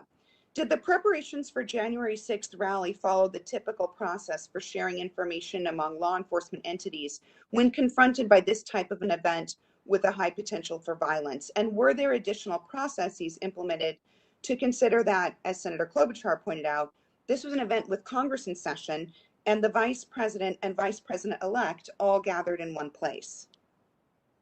Yes, ma'am. So a couple of things we did different than normal operations is we sent out and made this a national priority for all of our 56 field offices to actively go out and ask sources, collect information on any threats that posed to the National Capital Region, not only for the 6th, but for the inauguration. That tasking is what led to the potential collection in the Norfolk field office. We also, a step we took that is different than our normal every course a day of business is both Washington field office and headquarters stood up command posts. So we activated our NC3, which is a multi-agency task force that was 24/7 inside the Hoover building, inside SIAC, and Washington Field mirrored that in their field office. And ma'am, yes. Yes, ma'am. And DHS also, INA, had been on a heightened period of alert before the election and then after the election. We also participated in the command posts in the Washington the Washington Fusion Center. In retrospect, we may have been better off if we had considered sending out some kind of a terrorism bulletin, but we did not do that before January 6th. So, and this is a follow-up question for both of you. The FBI field offices did have intelligence outlining a threat to Congress. We know that conversations were happening on publicly available social media, and DHS was tracking the travel of some of these suspected radicals. So given all of these pieces, what, in your opinion, broke down, and what got in the way of law enforcement properly planning to meet these publicly articulated threats? I'll start. I think exactly the processes we had in place, we followed, and I think that's the good news. I think, as you heard the director yesterday, and I would echo, anytime there's an attack, we in the FBI want to bat 1,000, and we want to not ever have this happen again. And so we're asking ourselves exactly the questions that you're asking. Is there a place that we could have collected more? Is there something that we could have done? And so that is exactly what we're looking back at. I think that the information we had, we worked quickly to try to get that out in reporting and share it in multiple ways, verbally, email, putting it in portals, et cetera. But 100% you can rest assured we're asking ourselves the same, as we want to continue to improve and get better. And ma'am, we also at DHS are completely dissatisfied with the result of our efforts leading up to January 6th. We are re-examining how we distribute our information, how we coordinate with our partners. We thought that it was sufficient, and clearly it was not. We are also working much more focused on applying more resources to better understanding this particular threat. We also are looking at how we can better understand social media to get those tips and maybe get better insight into what this adversary is doing. This is a very difficult threat for us in the intelligence community to understand. It will require more partnerships with non-traditional partners and with our standard state and local partners, and you will see that we will reinforce our already good partnership with the FBI. We will do better. Thank you. Following up on that last comment around local partnerships, I wanted to go back to Ms. Sanborn. On January 5th, the FBI did receive information that armed protests were being planned at Capitol buildings in all 50 state capitals. Could you just briefly, in the time we have left, share how that intel was acted upon and how it was shared across the country? Ma'am, I don't recall off the top of my head. I'd have to get back to you on the mechanism that we did to share that information. So based on that response, would it be fair to assume that it was not a particularly high priority that there were armed protests planned at all 50 state capitals across the country? No, it 100% was a high priority, and it definitely, for our mission and our focus, we were not on the 6th only focused on the national capital region. We were focused on the whole country, and so it 100% was a very important focus for us. I just can't remember the mechanism of the document or whether it was an email, whether it was a joint product, how we passed that information, but we were concerned with it, and I know we disseminated it in some form, and I owe you that.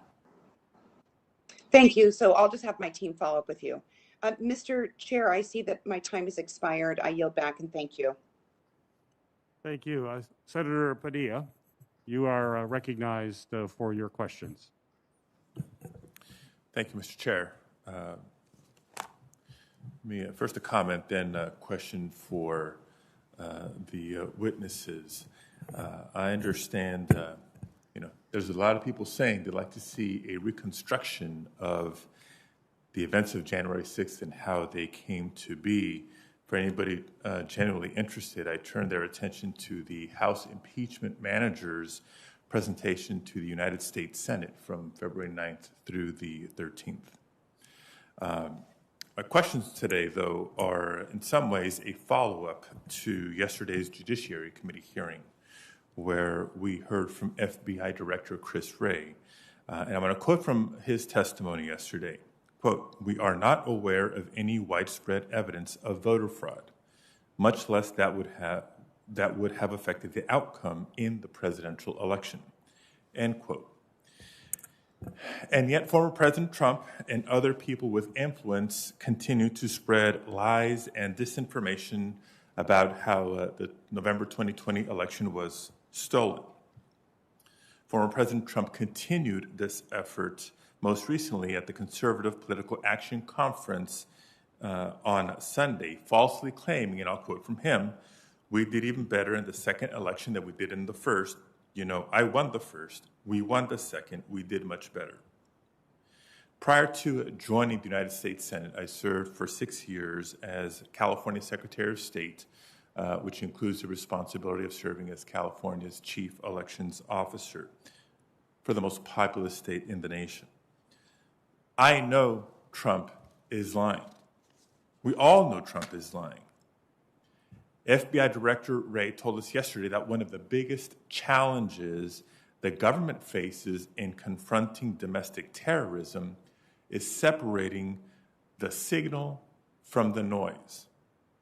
This was particularly true in the lead up to the January 6th insurrection, when people of influence, particularly former and current elected officials, continue to spread lies and disinformation about election integrity. I would imagine that creates a lot more noise, unnecessary noise, counterproductive noise, dangerous noise for you all to have to sift through. I suspect it also serves to radicalize some number of people to actually take action, including violent action, just as we have seen for years with jihadist propaganda and other forms of foreign terrorism. So my question for each of you, 2 questions actually. 1, does the perpetuation of disinformation about the 2020 election make your job harder, and how? Second, what kind of message does the January 6th insurrection send to other domestic violent extremists and our foreign adversaries as well?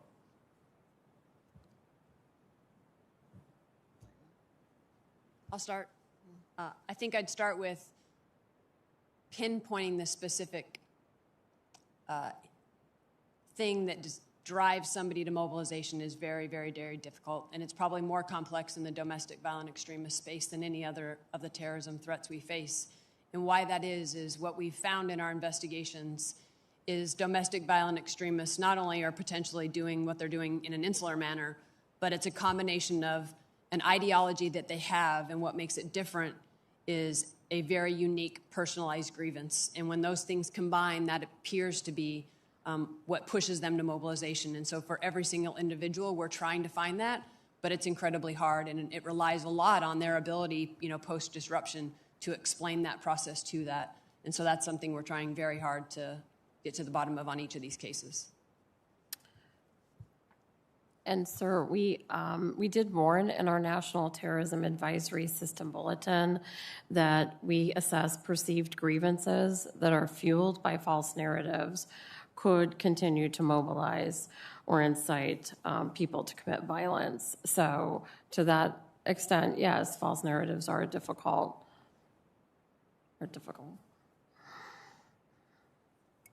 Senator, the Department of Defense does not do domestic intelligence on U.S. citizens, but there's no tolerance for extremists in the ranks of the Defense Department.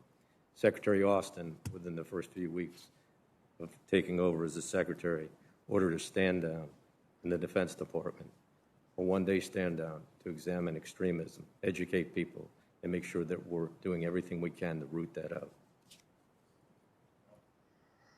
Senator, I'll spare you for a second because I want to make sure I get some clarity here. Now, I know these issues are complex. Your work is tremendously complex and challenging. But the answer to the first question, based on what I hear, tell me if you disagree, is the question being, does this make your job harder? The answer would be so far, yes, yes, yes. Is that correct? It's twofold, right? It's volume. Any more volume makes it harder. And the more variety of things that inspire people definitely makes pinpointing it to a specific one challenging. And so variety of inspiration combined with amount of rhetoric out there definitely are two things that add. Okay. And in the limited time I have left, I want to make sure we address the second question, which is, what message do you believe this is sending to other domestic violent extremists, let alone foreign adversaries? We do assess that the breach on the Capitol could inspire others to act, if that's what you're asking, sir. I agree. Anytime an adversary is successful, others pay attention. And so we're worried that this would be an inspiration. I agree with that. I agree as well, sir. Thank you. Thank you, Madam Chair. Thank you, Senator. Just for planning purposes, before I recognize the next member from my committee, our witnesses, you've been here a long time. So what our plan is to give you a little, in the future here, the near future, a chance to stretch a little bit. I'm going to recognize one more senator from my committee. Chairwoman Klobuchar will recognize one from her committee, then we'll give you a 5-minute break. So with that, Senator Rosen, you are recognized for your questions. Thank you, Chairman Peters. I appreciate you and all the other senators on the Rules Committee for bringing together this joint hearing. Is really important, and appreciate everyone for being here. In October 2020, DHS warned that, and I quote, racially and ethnically motivated violent extremists, specifically white supremacist extremists, will remain the most persistent and lethal threat in the homeland, unquote. And that, quote again, violent actors might target events related to the post-election period, unquote. According to a former DHS Assistant Secretary for Counterterrorism and Threat Prevention, the Office of Intelligence and Analysis, or INA, was aware of the potential for violence on January 6th, and I quote again, but for reasons of fear, didn't want to formalize reports. We know Senator Merkley asked you this question already. But in fact, the day before the attacks, INA sent a national summary to law enforcement partners stating that there was nothing significant to report. Nothing significant to report. And so if DHS assessed white supremacists to be the most lethal threat to Americans, and if INA was aware of domestic violent extremists mobilizing to cause violence on January 6th, then why didn't the department issue a formal intelligence warning that violence could occur? And I'm asking this of Ms. Smyslova. Yes, ma'am. First, we have heard of that report that we supposedly sent out that said nothing significant to report, and we cannot locate that. So I have no idea where that notion came from. Will you follow up with us on that report, see if you can find it, or where we got that impression? We've looked, ma'am, for a while. So we don't have a copy of that report. This wouldn't be an official report INA sent out. It is possible, ma'am, that what it came from was maybe a phone call or something else where we said we had nothing additional to report. We did view the work that we had done prior to January 6th as being sufficiently specific in warning of the possible threat. Some of the reports we did distribute, you just quoted from yourself. So it was our belief that those warnings were enough. Obviously, they were not. We are working very hard now to do two things. One, get better specificity and insight into this particular threat. And then secondly, understand better how our customers receive our products, read our products, who gets our products. It is unclear to us why they were not received and we were not better prepared for a possible attack. I want to ask a follow-up on that. Did INA share any intelligence products with national fusion centers relaying information about possible violence on January 6th? And is Capitol Police part of the D.C. Area Fusion Center? Yes, we talked specifically to the Capitol Police in early December, made sure that they were in receipt of all of our products, and they received, again, the one we put out just a week before the attack that we co-authored with FBI, National Counterterrorism Center.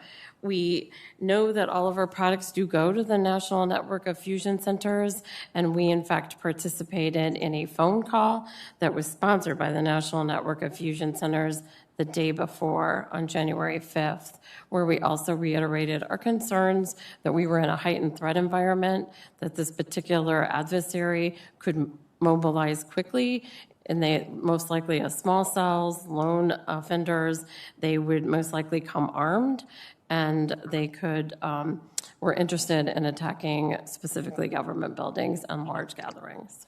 Well, I appreciate that, but it seems like we weren't exactly ready. So moving forward, I know you alluded that you're going to try to figure out where your product goes and who talks about it, but how are you going to specifically elevate INA's assessment that white supremacists are the homeland's most lethal threat so that quality, detailed, and informed intelligence actually reaches our communities, including our local law enforcement, ahead of possible attacks so that we can prevent any loss of life, certainly, or other kinds of damage?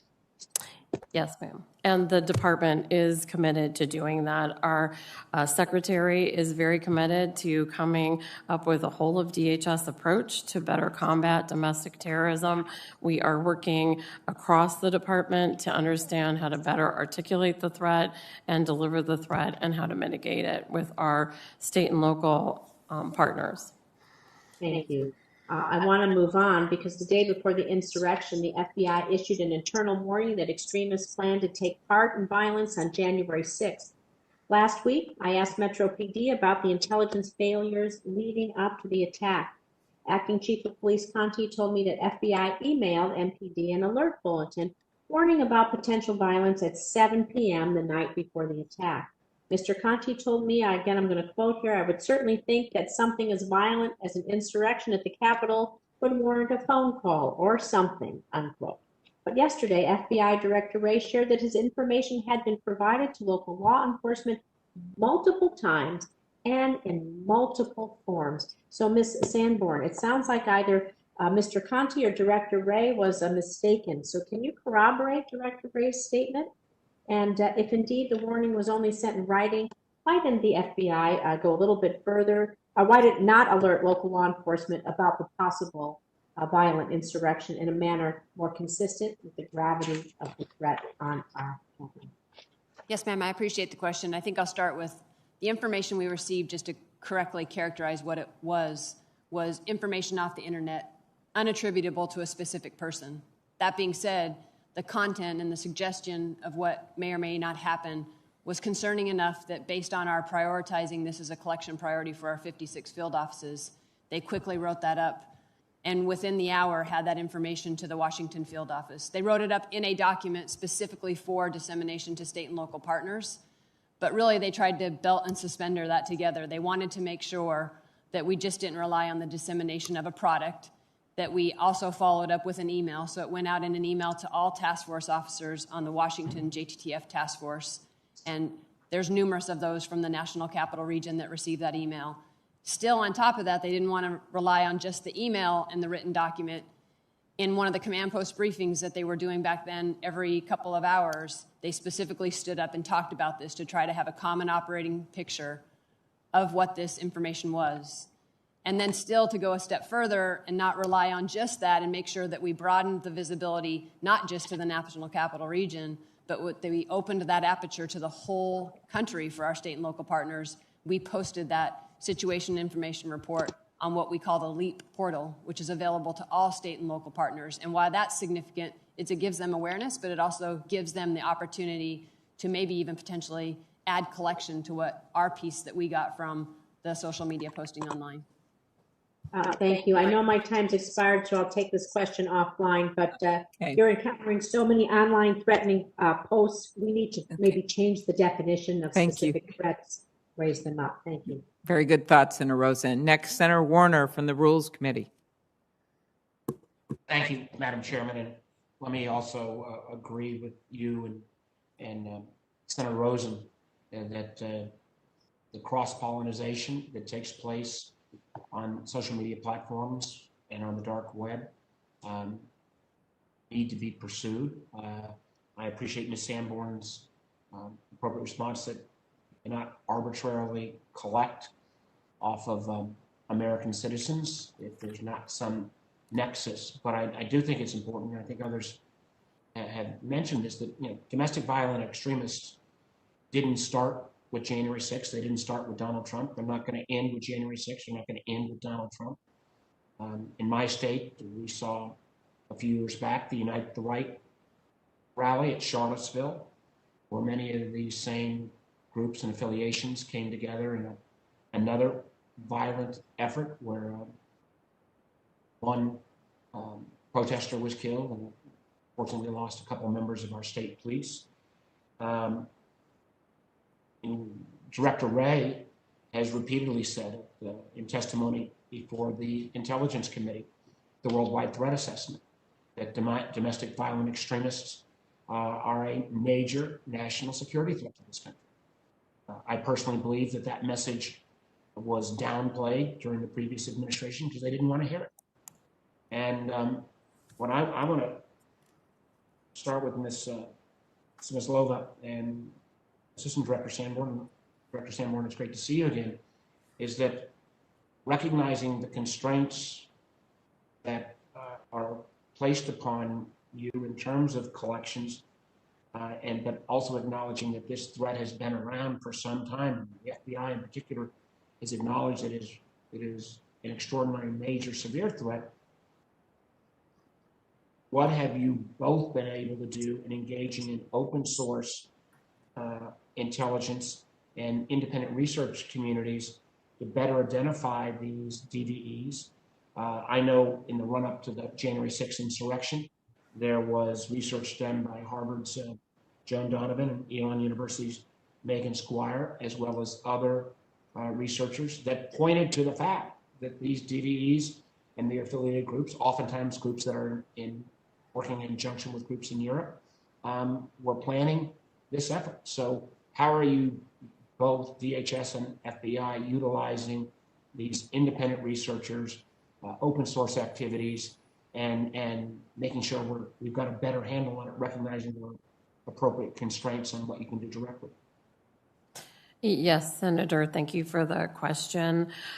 We just last week met as Inside INA to discuss contracting with some of those experts outside. We are aware that we need to invest more in our understanding of domestic terror. We understand as well that it will require a different approach than a traditional intelligence community approach. We must use different sources to understand this threat. We are looking to get outside experts, invest more in-house. We are secondly looking at how to better understand the social media world so that we can better focus on where we might actually find specific and insightful information about what the adversary is thinking about. We are additionally working to partner more with our state and local colleagues who we know have a different perspective of this threat and have more information in some cases than we do. And we are also, again, partnering more across the department and with our federal partners, increasing our relationships with FBI. Ms. Sandberg? Thank you, Senator. Nice to see you again as well. I'd sort of say what we're trying to do, and I'll put it in 3 buckets really for you.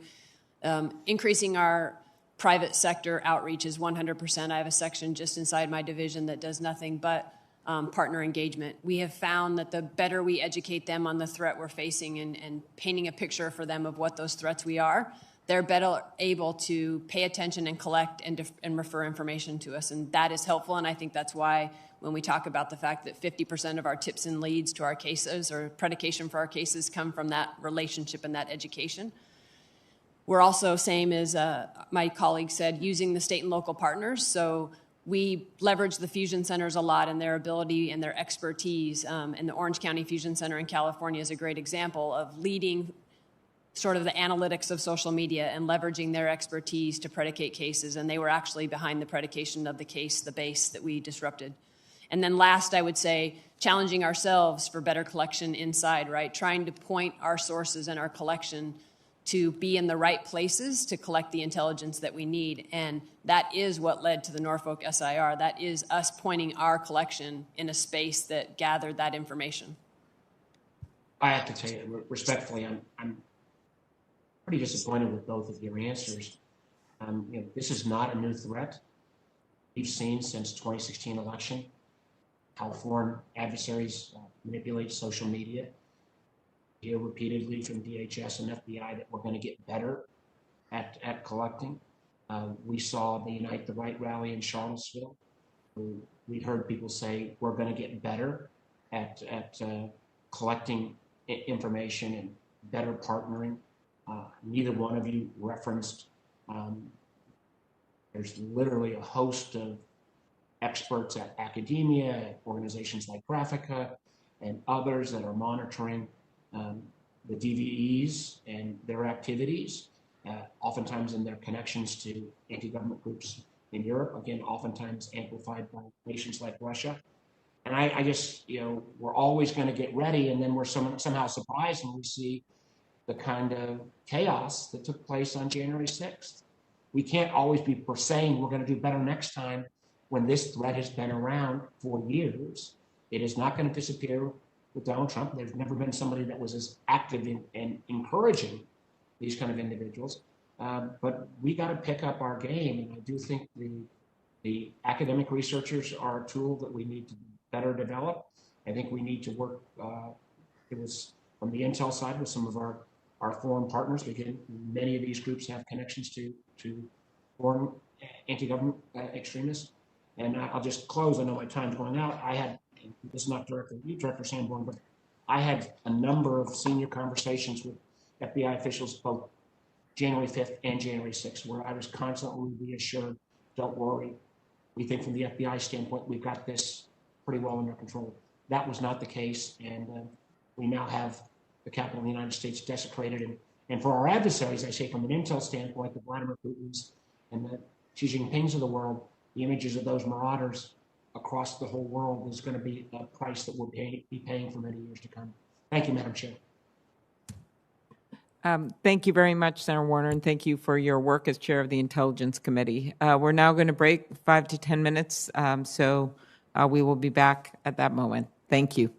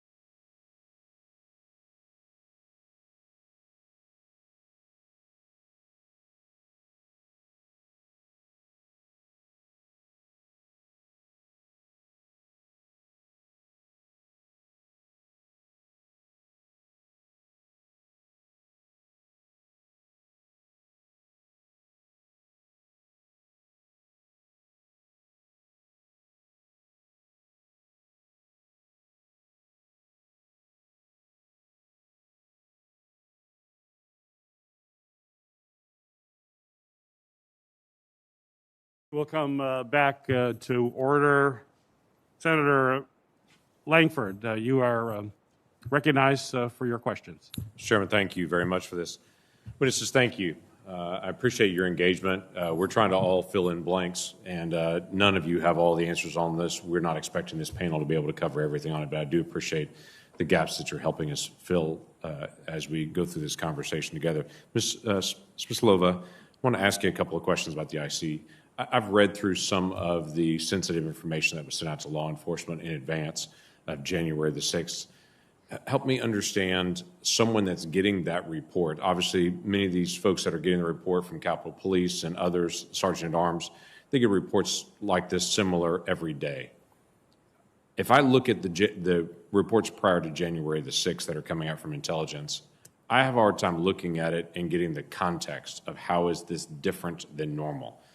So help me understand for those reports, for someone who's reading these reports every day, how would they understand the context of what you're seeing or what the folks are seeing on the ground that's different than what they had seen 3 months before, 6 months before, a year before? Yes, sir. That is a great question, and that is one that we are now reassessing. It was our view, again, when I prepared for this hearing and I looked at all of the work that we had done, specifically talking about the extremists that would be motivated by the dissatisfaction with the election results and also unhappy with some of the restrictions related to COVID-19. The reports are quite good. They are well written. They seem to summarize pretty succinctly. I mean, I look at them and I'm proud of the team, which has produced twice as many reports on domestic terrorism this last year as they did the year before.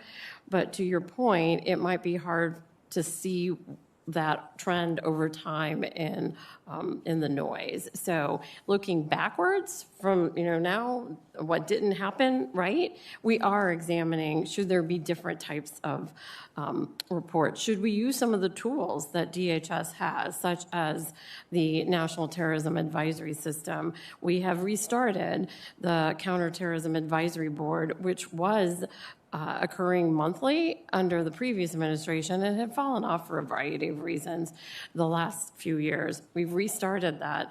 Secretary Mayorkas is challenging us all to do a better job when it comes to combating terrorism, domestic terrorism. So I guess that's a long way, sir, of saying we are taking a look at the reports that we have done. We will be engaging very directly with all of our stakeholders, asking them what we could do better, asking them how they might better receive the information. Should we put it in a different format? Is there some way we should remind them that this is an alert? And it is hard, candidly, with the volume of information that we all receive daily. Sure. You're getting a tremendous amount, and that information continues to be able to flow. But when I look at the reports and look at even the bottom line up front that's at the beginning of it, it all seems very standard to me. Mm-hmm. There doesn't seem to be an elevated risk. Now, there's some details that come afterwards that if you're reading through it, you could then elevate it. And as you've heard, some members on this committee and others in the media have pulled out specific statements buried in a report and pulled it out and said, well, how could you have missed this? Right. But in the bottom line up front, it looks very standard. Here are the risks. Here are the things that we're seeing. There doesn't seem to be something that would say, hey, this is higher than normal. Mm-hmm. If I can use the intel term, it seems to be chatter. Even in the report itself, it identifies multiple places. This was one person on a social media site, and they had one comment that they made on it. That would make someone think this is one person out there saying this. This doesn't look like a movement that's happening. So if that was accurate, to say we're hearing some chatter on that, there has to be some way to be able to note that for the future, to be able to say elevated, more so than normal, higher than it was a week ago, some way to be able to show a trend line, whether it's bottom line up front all the way through to say it's increasing in awareness on this. No, and that is something that is fixable. I would tell you my challenge from serving on the Intel Committee is seeing different reports that come through that are so carefully scripted, they say nothing.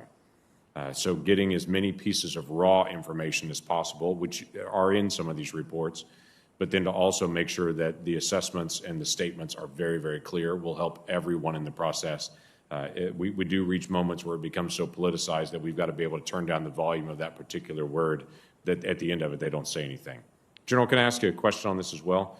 For any of the operations that Washington, D.C. has or that you know of for other National Guard members, in any operation that you're going to be around, and you had obviously soldiers that were involved scattered around the city helping with traffic duties and such during the day, do you get the threat assessments in advance the same as what Capitol Police, Metro Police would get? Because obviously you're assisting Metro Police. So would you get the same threat assessments that they get as they're leading up to the event so that you would have that for that event as well? Yes, Senator, we do receive finished intelligence products. Okay. Are those helpful to you? They are. Good. Is there anything that you're missing when you go through those reports that you wish was there? No, sir. Yeah. We would all love to see 2020 into the future. I get that completely. You've made several comments through the course of the day today that I've noted, and then in your statement itself, where you stated the Secretary of Army's January 5th letter withheld authority for me to employ the Quick Reaction Force. Now, we've talked about that, and several of us have brought it up. I want to ask a question for the folks that were actually on traffic duty and such that were helping out that day and standing side by side with Metro Police to help them. Were those folks armed with less lethal implements to be able to help in case there was a riot situation or an unruly crowd? Could they have engaged from where they were with less than lethal force? So they weren't equipped with less than lethal, but they were equipped with force protection, helmets, shin guards, body protection. Were they wearing those, or were those in the vehicles? They were in the vehicles. They were in the vehicles. And those, my understanding was, were those weren't military vehicles that day. They were to be unmarked vehicles that were other government vehicles. Is that accurate? Yes, sir. They were GSA vehicles. Got it. And then there was no overhead for your folks that were out that day. My understanding is there was a request from the mayor to not have military vehicles, to not have helicopters up in the air that day in support.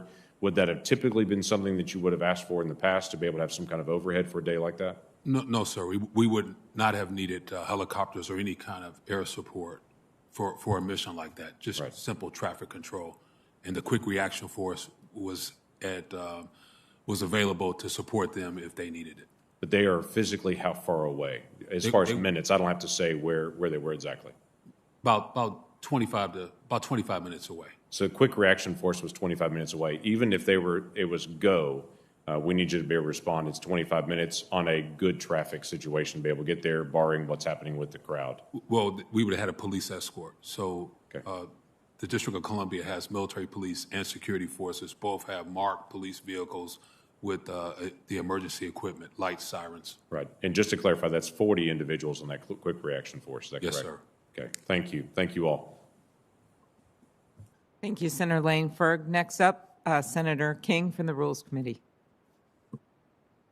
Thank you very much, Madam Chair, and thanks for holding this hearing. A quick question for Mr. Solisas.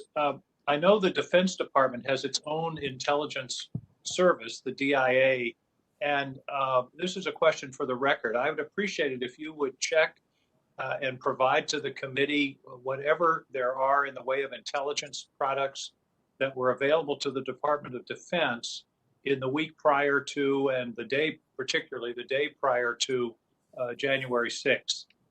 And they can be submitted in a classified setting if there are issues of sources and methods. I don't know if there's any such material, but if there is, I hope you will make it available to the committee. General Walker, you're a very important witness today because you were in the midst of all of this and you were in touch. And what we're really struggling with here is why that long delay. And you testified earlier that in the summer, the delay was a matter of minutes. This time, it was a matter of 3 hours and 19 minutes, I think as Senator Portman said. The question is, was the delay caused, in your judgment, from being on these various phone calls by anything remotely resembling politics and a desire not to interfere with this particular group? Or was it because of I think the word blowback has been used, the concerns about what had happened in the summer and the criticism that the Guard had taken for its actions at Lafayette Square or in other parts of the protests of the summer? What do you think was going on here in terms of why this matter took so long to respond to? So, Senator King, I think it was a combination of both. In my judgment, it was two factors. So I had the benefit and comfort of having the Secretary of the Army co-located with me during the summer. So he was right next to me for pretty much that entire week, the first week of June. And I was in constant communication with him. I had his phone number, he had mine, and we communicated regularly. I didn't have that benefit for January 6th. So there was some concern. I don't think it was so much of what the District of Columbia National Guard and Guard Nation did for June. I think it was more the word that I kept hearing was the optics of it. And there was a concern that it could inflame the protesters. So a uniform presence of guardsmen, U.S. Army, U.S. Air Force uniforms could inflame the protesters. That was a concern as well. That was a thought by Army senior leaders. And the optics that you mentioned, that's sort of, in this context, become a bit of a pejorative term. But what they were really worried about, in my understanding, is the visuals of armed troops and military vehicles and barriers surrounding the United States Capitol. Ironically, that's what we ended up with. But is that the concern that you discerned in those conversations? Well, Senator, nobody was talking about being armed on January 6th. We were talking about physical presence, civil disturbance, equipped guardsmen to form a line with the United States Capitol Police and the Metropolitan Police to restore order and prevent the Capitol from being breached. But there's no question that the day before, or the days before, the city made it clear that they did not want the National Guard at the Capitol. Is that accurate? No, sir. The city doesn't have standing at the Capitol. So the city, the mayor's request and the director of Homeland Security, Dr. Rodriguez's request, did not talk about the Capitol at all. Okay, so the request from the city was directed toward the traffic control and those kinds of things away from the Capitol. Yes, sir. Let's move from history to what we learned from this. In your view, should there be changes in the process or changes in the chain of command in an emergency situation to enable the National Guard, whether it's you here in the District of Columbia or a National Guard unit in New York or San Francisco or Austin, Texas, should this be something that we're concerned about? The 3 hours of reaction in a true emergency situation seems to be something we need to figure out how to avoid. If I can answer it two ways, I think you should be concerned that Chief Son was not allowed to contact me and ask for help in advance. So then we could have had the right forces positioned to support the Capitol Police and protect the Capitol. That's one. Number two, the request did take too long. The response to the request took too long. So I think there needs to be a study done to make sure that never happens again. It shouldn't take 3 hours to either say yes or no to a urgent request from either the Capitol Police, the Park Police, the Metropolitan Police Department. In an event like that where everybody saw it, it should not take 3 hours. But before that would have happened, I think the Capitol Police should have been empowered to request National Guard assistance in enough time that we would have been there ready to have a large quick reaction force sitting possibly at the armory, possibly closer, to be ready to respond and not be late to need. So the limitation on the Capitol Police ability to liaise with you prior to the event was an issue, but I want to get to the larger issue of being able to react, and should we have a contingency plan? Should there be an after action assessment within the Department of Defense about those 3 hours and how to empower the local leadership, such as yourself, to react in an extraordinary emergency so that you don't have to go through whatever it was that caused the delay, whether it was communication or chain of command or consultation. But clearly, again, this could be an emergency in another city under entirely different circumstances. So- Don't you think it would be prudent for us to have a contingency plans that would Of course. be Yes, sir. more expeditious? So emergency authority to act in an emergency, to witness what occurred and to be able to respond, yes, I think going forward, somebody should consider, at the Department of Defense, should consider how the District of Columbia National Guard is able to respond in a much more expeditious manner. Or the National Guard in other parts of the country. Thank you very much, General, for your Yes, testimony. Thanks to all of you, and thank you, Madam Chair, for this important hearing. Thank you. During today's testimony, two memos have been discussed, one on January 4th and one on January 5th, from Ryan McCarthy to Major General William Walker. One of those documents have already been entered into the record. Without objection, I'd like to enter the memo dated the 5th of January, 2021, from Ryan McCarthy to General Walker. Without objection, be entered.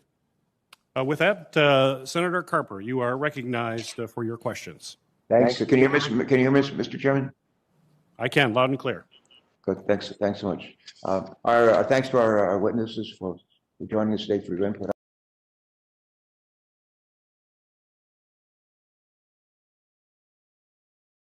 I've been a member of this committee for Homeland Security Committee, Government Affairs, for 20 years. And one of my favorite memories of serving on this committee came at the end of a tragedy, and that was the attack on 9/11.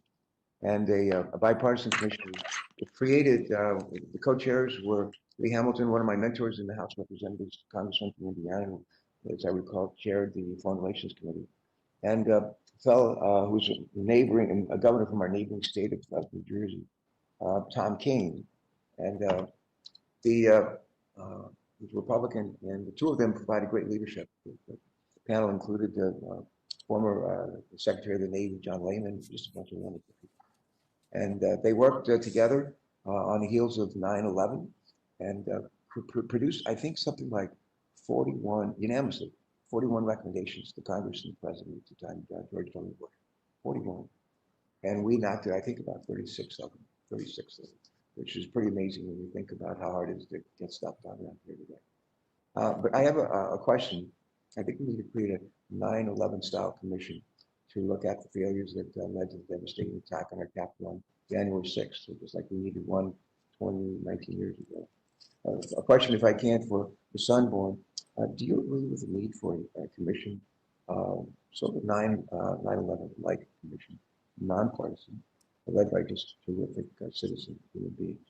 You agree that with the need for a commission to analyze what went wrong? Go ahead, please. Thank you. Sorry, you broke up a little bit, but I think you're asking me if I agree that something I similar. think I can barely hear you. I think you asked me, you're breaking up a little bit and hard to hear, Yeah. that do I agree that something similar to a 9/11 commission is worth having in this instance? And I think That I was would my just, question, yes. I think I would just say it this way. I've been involved in numerous after actions lessons learned, and I can't think of a time where we haven't learned and improved. So I think anytime we can reflect back and learn, it's value added. Yeah, a follow-up question to that, if I could. How can we ensure that a new 9/11 style commission examines the root causes, not just the symptoms of problems? I'm a big root cause guy. And but how can we make sure that if we were to establish a 9/11 style commission that would examine the root causes, and that includes the threats posed by domestic terror?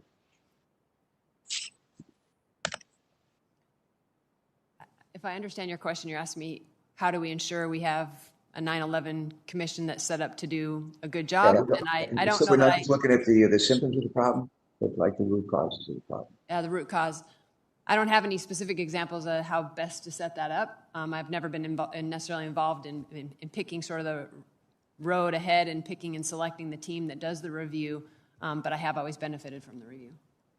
Well, maybe part of it is for us as members of the Congress is to make clear, if there were to be a commission, our interest in certainly include focusing on the root causes, the threat posed by domestic terrorists, and make sure that the leaders of that bipartisan commission be committed to examine the root causes. Maybe that would.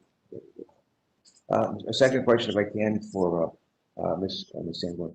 And this is a question related to intelligence failure.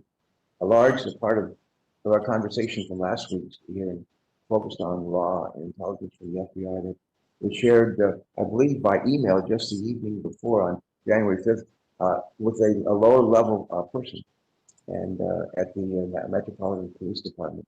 And it was not shared with any senior official, even though we'd seen that actual intelligence that something awful was going to happen the next day that could lead to murder and mayhem. But Senator Carper, it's a little hard to hear you. I know our witnesses are. Yeah. You might want to just speak a little louder and slower or something. Yeah, it's your. Right. It's not you. It's your. Yes, go ahead. Usually it's me, but this time I think it's not. I guess my question is, what happened? Somebody knew something awful could happen. Somebody knew, and they sent an email the evening before the event. I mean, why would somebody pick up the phone and call us a senior official and say, we just have this information and we're like 12 hours away, we need to do something. And somebody, instead of doing that, send an email. Ms. Sandler, could you just shed some light on how exactly we missed some of the grave warning sites until like the very last minute? How did this happen? Yeah, thank you for the question, sir. I think I'll start with the piece of information we received, again, was a non-attributable posting to a message board. And so very raw, very unvetted. We actually didn't receive that information until very late in the afternoon on the 5th and almost into the evening. And because of our emphasis on we need any intelligence, even though it was raw, unattributed, and unvetted, the Norfolk office quickly wrote that up specifically in a document following our processes to disseminate that. So a situation information report is for the intentional purpose of sharing that with state and local partners. Not only did they write that up because they knew how important it was to get that information out into hands of folks that might need it, our state and local partners.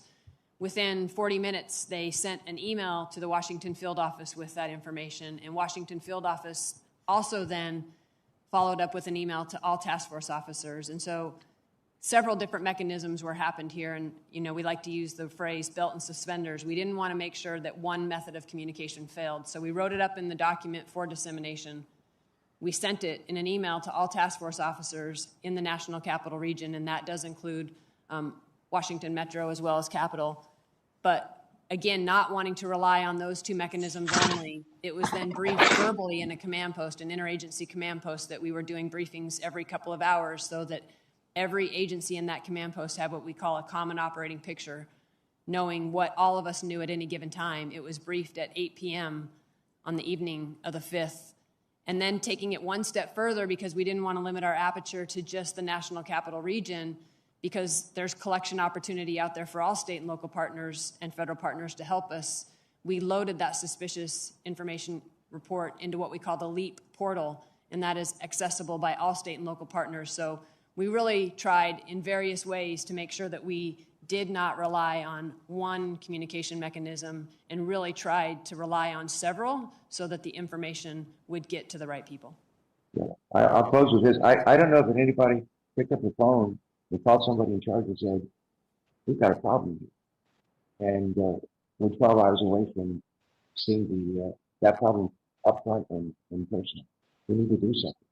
And all well and good about sending around emails and copying people and that sort of thing. But somebody should just pick up the phone and say, we need to do something. This is urgent. I'm not sure to get it. Thank you very much. Thank you very much, Senator Carper. Next, Senator Ossoff. Thank you, Madam Chair. Thank you to the panel. General, thank you for your service. In response to Senator King a moment ago, he noted your testimony from earlier today that you had seen the requisite authorities granted for the DC Guard in a matter of minutes in the past. In this case, it took over 3 hours. And you stated you believed it was a combination of political concerns and optical concerns that led to that delay. Can you please break down which concerns you believe were political, which you believe were optical, and what's the basis for your assessment that the 3-hour delay was a function of political and optical concerns? Well, I don't think it was so much political. It was, let me focus on the optics, because that's what I heard. The word optics and the word that having uniformed presence at the Capitol could inflame the protesters. That's what I continue. And who made that statement? So that was senior leaders in the United States Army, General Pyatt, General Flynn, and others. They got back to me saying, and that was on the phone call with District of Columbia senior leaders, that it wouldn't be their best military advice to send uniformed guardsmen to the Capitol because they didn't like the optics. And they had also said that they thought it could inflame what they wanted to do within the city so more policemen could get to the Capitol. That was the call at 2:30 p.m. following the chief's call to you. Is that correct, General? Yes, sir. And you conveyed to those on that call, who included the mayor of a District of Columbia, the Secretary of the Army, the acting Secretary of Defense, and the chairman of a Joint Chiefs, the fact that the U.S. Capitol Police Chief's tone had been, as you describe in your testimony, frantic, that he had informed you at 1:49 p.m. that the security perimeter at the Capitol had been breached by hostile rioters, that the joint session of Congress had been interrupted, that the vice president was still on the premises? No, I never said all that. What I relayed, and it wasn't to the chairman, what I relayed to the Army leadership was the call that Chief Son had with me at 13:49, at 1:49, and it was an urgent plea, and his voice was cracking, and he was serious. He needed help right then and there, every available guardsman. At the 2:32 call, that's when the deputy mayor was on the call, the director of Homeland Security, acting Chief Conte, Chief Son, and others, to include the chief of the United States Secret Service Uniform Division, was on that call as well. So we dialed in, trying to get the Secretary of the Army on the call, but he wasn't available. So Army, the G3 for the Army, General Flynn, joined the call, and the Director of the Army Staff, General Pyatt, joined the call, and there were others on the call as well. And during that call, Chief Son pleaded to have National Guard support at the Capitol immediately. That was reinforced by Chief Conte. We need them there right now. The Capitol will be breached. Thank you for the clarification, General. Appreciate that. Mr. Salasis, between 2:30 p.m. and 4:32 p.m., what were the internal deliberations of the Department of Defense to determine whether or not to grant the request?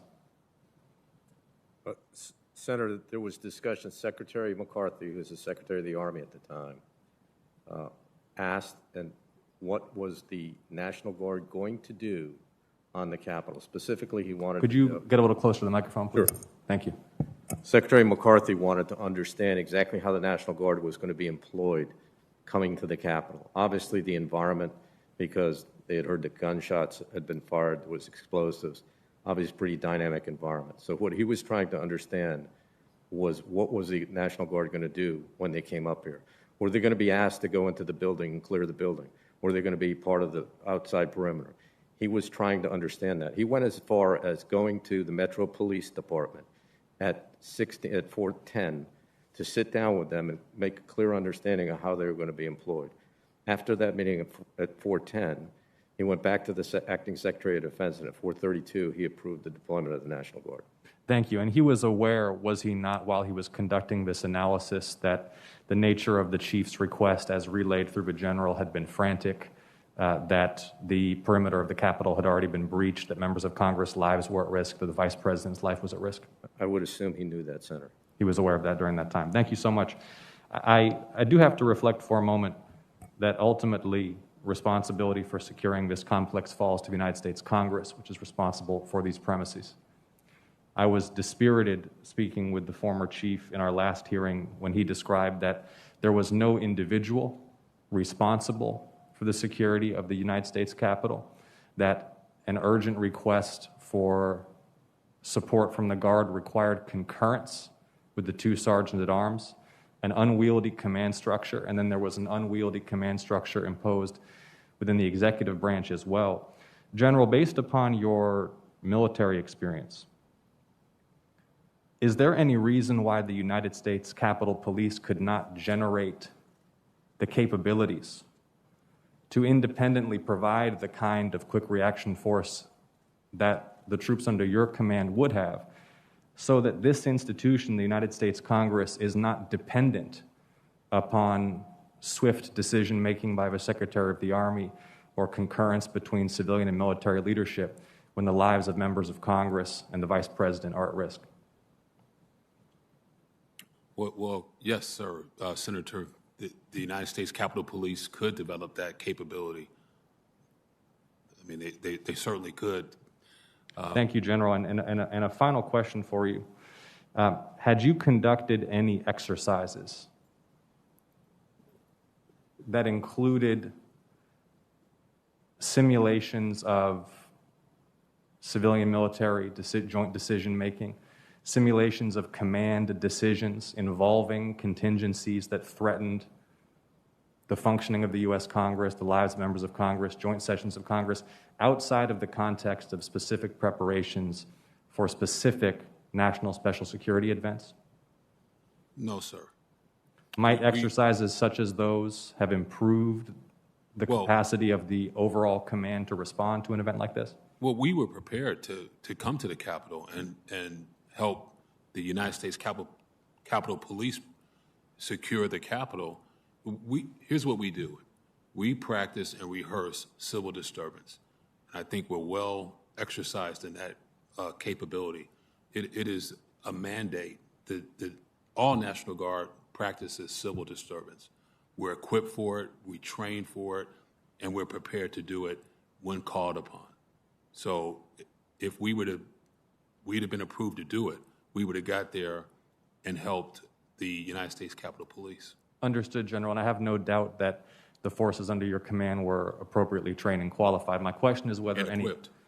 My question is whether any exercises have been undertaken that simulated the command decisions that would need to be made, the requests that you would need to make, for example, at the secretary level, in order to allow your troops, which were properly trained and equipped and had those capabilities. Senator, they're already there.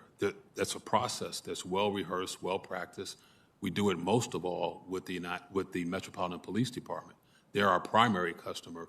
But if you recall, when the monuments were attacked in the summer, the Department of Interior, on behalf of the United States Park Police, exercised that same request. The Secretary of Defense authorized the District of Columbia National Guard to respond to monuments in the city and help the Park Police protect those monuments. Thank you, General. It's the same process. Thank you for your testimony. Thank you. Thank you, Madam Chair. Thank you, Senator. Senator Paul, you're recognized for your questions. I think there's a danger in analyzing this of spending too much time on January 6th and not enough time on the days and weeks and months leading up to this. I think on that day, it would probably be superhuman to have gotten the National Guard there in 20 minutes or 30 minutes. You might have, but I think the Capitol would have been breached and we would have been coming in after the fact, no matter how good you were. I think really there's a judgment question about whether or not we should have had more people there. In retrospect, we all agree there should have been more people there. But really, this is the judgment that should call into question predating that. Should we have had more Capitol Hill police there? My understanding is over 1,000 Capitol Hill police that were either off duty or not here, that could have, and probably in retrospect, better judgment would have had them in there, and we would have had riot lines, and we might have prevented this from happening. So I think we can talk all we want about January 6th, but really it's the decision-making leading up to that. Someone made a bad judgment call, and we need to be better prepared. If we want to fix this in the future, it isn't about calling the National Guard out quicker. It's about having 1,000 people standing there before the riot happens so the riot doesn't happen. So that's where the real mistake is, and I think we can get too bogged down on the details of January 6th and forget about what could have actually fixed this. Ms. Sanborn, in the investigation afterwards, did the FBI or any intelligence gathering entity of government subpoena, request, or issue a warrant for non-individualized phone and credit card records for anyone on Capitol Hill on January 6th? I don't have the specific answer to a specific subpoena, but I do know that we've issued lots of subpoenas and lots of search warrants as a result of each of those individuals. Yeah, my question's not towards individuals. Like if you see John Smith on a video, I'm fine with looking at his records. My question is, did you have a generalized collection of data about people who were on the Hill on January 6th? Not that I'm aware of. I do know that we have used data, and this is reflected in some of the charging documents that had geolocation data. I don't know the background for what the underlying predicate was for that search warrant, but I do know that we obtained geolocation data. I just don't have the predication. Do you understand the potential problem here if you gather everybody's data and then start searching through it and looking for people who might have done something wrong, as opposed to the traditional law enforcement where we think John Smith is on a video breaking into the Capitol. Now we want to look at his records and see if he was there to help prove he was there. I think that's a reasonable request. But we have had articles written about the Bank of America sharing all of people's credit card information. What I need to know is, did you request it? Did you subpoena it? Did the Bank of America just decide they don't care about the privacy of their customers and just upload everybody's data? These are important questions. The Fourth Amendment's out there to protect against generalized searches. And I think you know the importance. Most people in law enforcement know the importance of you individualize. We're all fine with that. But there are even reports that elected members of Congress's phone calls, records, as well as credit card records are in some of this data. Have you heard of that or seen any of that? I don't have any specifics on that, sir. I'm happy to follow up. All right. So if we want to get the answer, we just need to direct it to the director of the FBI. I mean, you can direct it. I'm happy to follow up and answer the question for you. Right, but you have not personally seen any of that or seen any cross-referencing of records between a general category to try to find individuals as opposed to have an individual and then looking at data? No, again, sir, I don't know what went into the background for the application for the search warrant, so I would like to follow up and get you that detail. And I do know that we did receive information from private partners. I'd also like to follow up on that specific detail about Bank of America for you as well. But you don't know the answer? I do not. Okay. Well, I think it's very important. Everybody wants to get to the bottom of this, but it's also very important that we not have some huge dragnet that everybody that went shopping on January 6th in D.C. is now a suspect and going to be charged with some kind of conspiracy that could be 20 years in prison. So as we do the investigation, it's important that those who committed violence are treated accordingly and given significant penalties. But I think it's also important that we, those of us who have been for criminal justice reform, for poor, underrepresented people in our cities, also want the same kind of justice here, that we're not charging people with crimes that are 20 years for doing something that was admittedly wrong and they should be punished for. But there's a difference between assaulting a policeman and causing bodily harm, which I think requires jail time, and being present at the Capitol. And I worry that if we're going to look at everybody's phone shopping records and 20,000 people were here, I hope that's not what's going on, is that we're looking for anybody in D.C. and we're going to just develop a case out of nothing without having seen them actually commit some sort of crime. Yes, sir, totally understand. I would like to follow up on both of those. Again, I'm not clear on what went into the application for the phone data. I do know we have phone data. I am aware of the Bank of America situation and would like to follow up in detail with you on that. Right. And my suspicion is it was got in a generalized way because we have very little concern for individual privacy anymore, and the warrant requirements and some of the court precedents allow the FBI to gather this. It's just something I object to, but gathering things in a large way, not specific to an individual, not specific to probable cause, and not specific to someone alleged to have found a crime, but more a dragnet of, hey, let's just look at all the phone data on Capitol Hill. And I want you to know that there are at least some of us in this country who don't like that.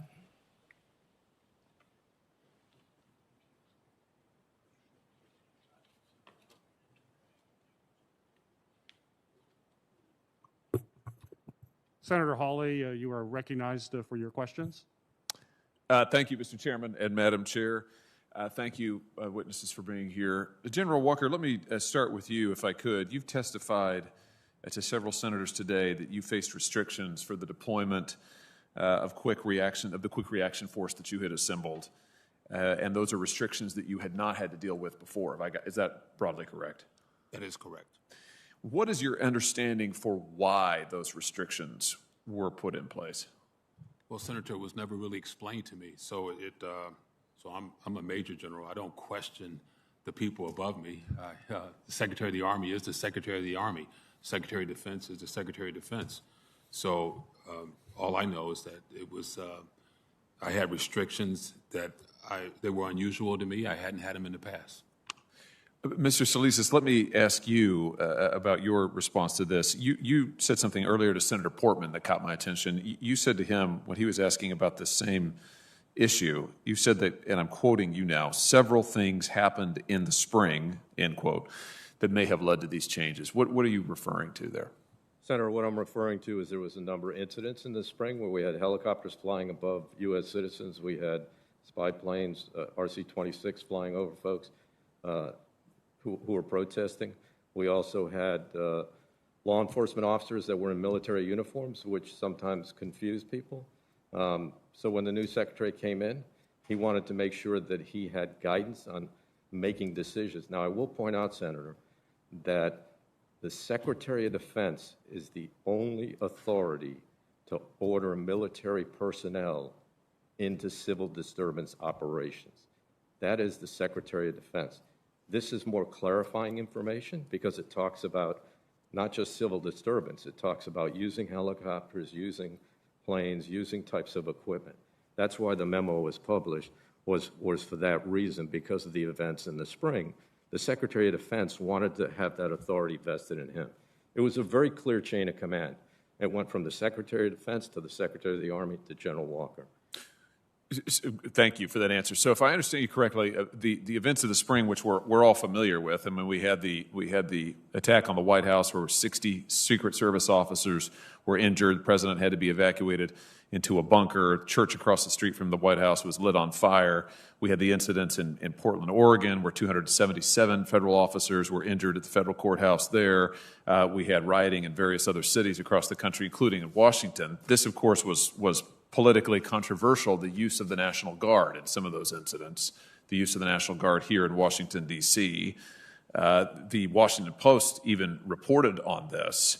For instance, June the 4th, 2020, Humvees, helicopters, and the National Guard, D.C. officials pushed back on show of federal force on city streets. And then from January 4th, National Guard, this is still a Post, National Guard activated for D.C. protests with more restraints than in June. So it's the picture here, Mr. Solisas, if I got this right, that we had these, we had riots, we had civil unrest in the summer. The National Guard was involved in some of these to some extent. That was politically controversial, as journalists at the time documented. I'm sure people watching this are very familiar with. That then led in some way to this reaction where, well, we're going to be careful. We're going to be more careful. We're going to put some restraints on how we deploy the Guard that we previously haven't before. Have I got that correct? You do, Senator. That's exactly what happened, Senator. Okay. And just to call into mind that we had a new secretary, too. Secretary Esper had left. Secretary Miller came in. He was aware of the events, and he wanted to make the decisions at his level. Right. Got it. I think that's helpful. I think that's very helpful clarifying testimony. I think that's something that this committee and committees and Congress is going to have to grapple with as we go forward, that there was a political reaction to events from over the summer, and that political reaction resulted in restraints being put on Guard deployment that ultimately ended up being dangerous on the day here on January the 6th. Ms. Sandborg, can I come to you for a second and just follow up on something that Senator Paul was asking about? I had the chance to talk with Director Wray yesterday in the Judiciary Committee in a wide-ranging hearing there, and one of the things I asked him about were these reports about private companies who have conducted broad searches of their customer databases and then turned over, according to reports, turned over this information voluntarily. He said he didn't know one way or the other. I heard you give a similar response to Senator Paul. You said you'd follow up with him. Can I ask you to do the same with me with specifics about that? Absolutely. Thank you. And let me just ask you a little more broadly. To your knowledge, has the FBI requested or required private companies to turn over metadata in order to identify individuals who may have been present in the capital region or engaged in violence on the 6th? Anything we would have requested from any of those companies would have been via subpoena or search warrant, so via lawful process. But I would have to get you the background of when we may have asked for that or not. I'm not positive of the situation, but I just would reiterate that if we obtain that, it would be from a lawful court order or a subpoena. Yeah, Director Wray gave me a similar answer yesterday, but he similarly said he did not know of the specifics. That was his language. So he didn't actually know if there had been any such requests or not. I think he also went on to say he wouldn't be surprised, but he just didn't know. So you're telling me you don't have any additional knowledge of the specifics? I'm definitely not aware of a situation where we requested it. Whether or not somebody offered it, both of those are things I would like to follow up. Any request would have come with legal process. Whether it was offered to us voluntarily, that's where I would like to follow up. I know you specifically mentioned Bank of America to him yesterday. I am aware of that situation and would like to follow up with you on it. Okay, great. But you're not aware of any request made by the Bureau? Not outside legal process. Okay, got it. Are you aware of any of these methods that have been reported using metadata, cell phone location data, financial data? Were any of these used by the FBI during Operation Legend or any other investigations over the summer related to civil violence then? I'm not aware, sir. That would be my counterpart, but happy to follow up and have him follow up with you. That would be great. I'd appreciate that. Thank you all for being here and for your service. Thank you, Mr. Chairman.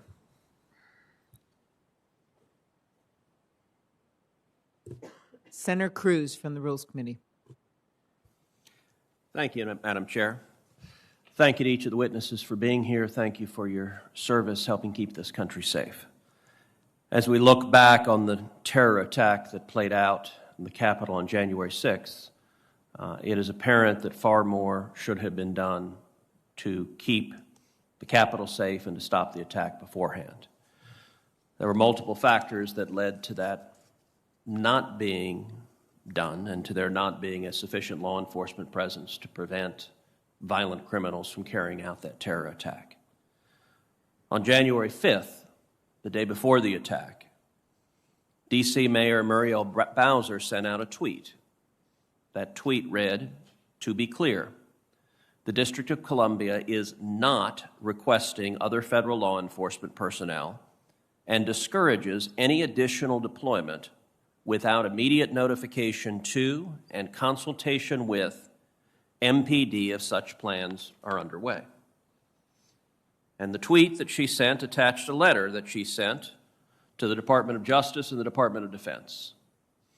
That letter, in turn, read as follows: "As the law enforcement agency charged with protecting residents and visitors throughout the District of Columbia, the Metropolitan Police Department is prepared for this week's First Amendment activities. MPD has coordinated with its federal partners, namely the U.S. Park Police, U.S. Capitol Police, and U.S. Secret Service, all of whom regularly have uniformed personnel protecting federal assets in the District of Columbia. This week, MPD has additional logistical support of unarmed members of the D.C. National Guard who will work at the direction of and in coordination with MPD. The District of Columbia government has not requested personnel from any other federal law enforcement agencies. To avoid confusion, we ask that any request for additional assistance be coordinated using the same process and procedures. We are mindful that in 2020, MPD was expected to perform the demanding tasks of policing large crowds while working around unidentifiable personnel deployed in the District of Columbia without proper coordination. Unidentifiable personnel, in many cases armed, cause confusion among residents and visitors and could become a national security threat, in no way for MPD and federal law enforcement to decipher armed groups. To be clear, the District of Columbia is not requesting other federal law enforcement personnel and discourages any additional deployment without immediate notification to and consultation with MPD if such plans are underway. The protections of persons and property is our utmost concern and responsibility. MPD is well trained and prepared to lead the law enforcement coordination and response to allow for the peaceful demonstration of First Amendment rights in the District of Columbia. Signed, Muriel Bowser, Mayor. So in hindsight, that letter seems incredibly ill-advised. Now, hindsight is always 20/20. But to what extent did the District of Columbia's explicitly asking for no additional federal personnel impact the decision-making of your respective agencies? Senator, I'll go first. In my oral statement this morning, I mentioned that letter because It did. It was a communications that they were looking for no more support. On top of that, Senator, we also contacted all the federal law enforcement organizations, Secret Service, Park Police, Marshals, FBI, and Capitol Police over the weekend of the 2nd and 3rd of January, just to make sure that the Department of Defense, if additional support was going to be needed, that we would obviously provide that support. We did that over the weekend. Then we received that letter on the 5th, and based on that, it was clear that there was no additional support needed for our law enforcement partners or the city, the district, rather. Well, let me follow up on that, Mr. Salasis. Mr. Sund, who testified before the Senate last week, said that he had requested the support of the D.C. National Guard on January 6th, but that the Army Secretary denied his request, saying, quote, "I don't like the visual of the National Guard standing a line with the Capitol in the background." Is that accurate? Senator, I'm not aware of the Secretary of the Army talking to Chief Sund about the D.C. National Guard and the Capitol. It's been reported by others that there were other folks that made that contention to the D.C., the Capitol Police, but I'm not aware of the Secretary of the Army doing that. In fact, nobody in the chain of command disapproved the request on the 6th of January from the Capitol Police. Nobody disapproved that. So the various authorizing memoranda from January 4th and January 5th suggest that the National Guard was significantly restricted on the 6th. While Ryan McCarthy, the former Secretary of the Army, approved the D.C. National Guard to support MPD in some ways, he expressly withheld authority to employ the Quick Reaction Force, and he lacked authority to authorize the issuance of weapons and riot gear, among other things. Could you please explain what you understand to be the restrictions placed on the Guard? Senator, again, there's a very strict chain of command for the D.C. National Guard. It runs from the Secretary of Defense to the Secretary of the Army to the D.C. Guard Commanding General Walker. Anytime the military is going to deploy to civil disturbance operations, it requires the Secretary of Defense's approval. The memos that were published on the 4th of January and respectively on the 5th of January, those were to provide additional guidance to, number one, the memo on the 4th from the Secretary of Defense to the Secretary of the Army. He wanted to make decisions if the National Guard was going to be employed in any kind of operation that required helicopters, bayonets, the things that are on the letter. Subsequently, the Secretary of the Army published the memo on the 5th stating that this is how he expected the D.C. National Guard to be employed at the traffic stops, the metro stations, and if the QRF that was positioned at Andrews Air Force Base was going to be used, he wanted to understand exactly how that was going to be used through a concept of operations. That's what those documents said. And General Walker, could you answer the same question, and in particular, whether you had the authority to employ a quick reaction force prior to the January 6th, and would that have potentially made a difference on January 6th if you had been able to do so? So, Senator Cruz, I would have had that authority prior to January 6th to employ, direct a quick reaction force. So the Secretary of Defense, his letter authorizes me to use the quick reaction force, and it says only as a last resort, where the Secretary of the Army, his direction to me withholds the authority to use the quick reaction force, and he will only authorize that and only after he has a concept of operations sent to him, a CONOP sent to him. So that was restriction that was unusual to me. I had never seen that before. And Madam Chair, I would ask unanimous consent that both the tweet and the letter from D.C. Mayor Muriel Bowser be entered into the record. Without objection, it will be entered in the record.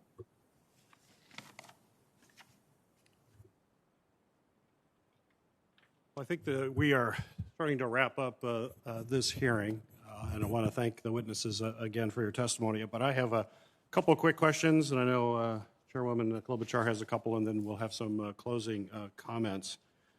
I guess I'll start with these two questions in the preface. I'm going to start these questions where I started my questions initially, with the events that happened in the summer of 2020, where authorization happened very quickly for the National Guard. There was no delay. You were immediately deployed, General Walker, and yet it happened differently prior to on January 6th.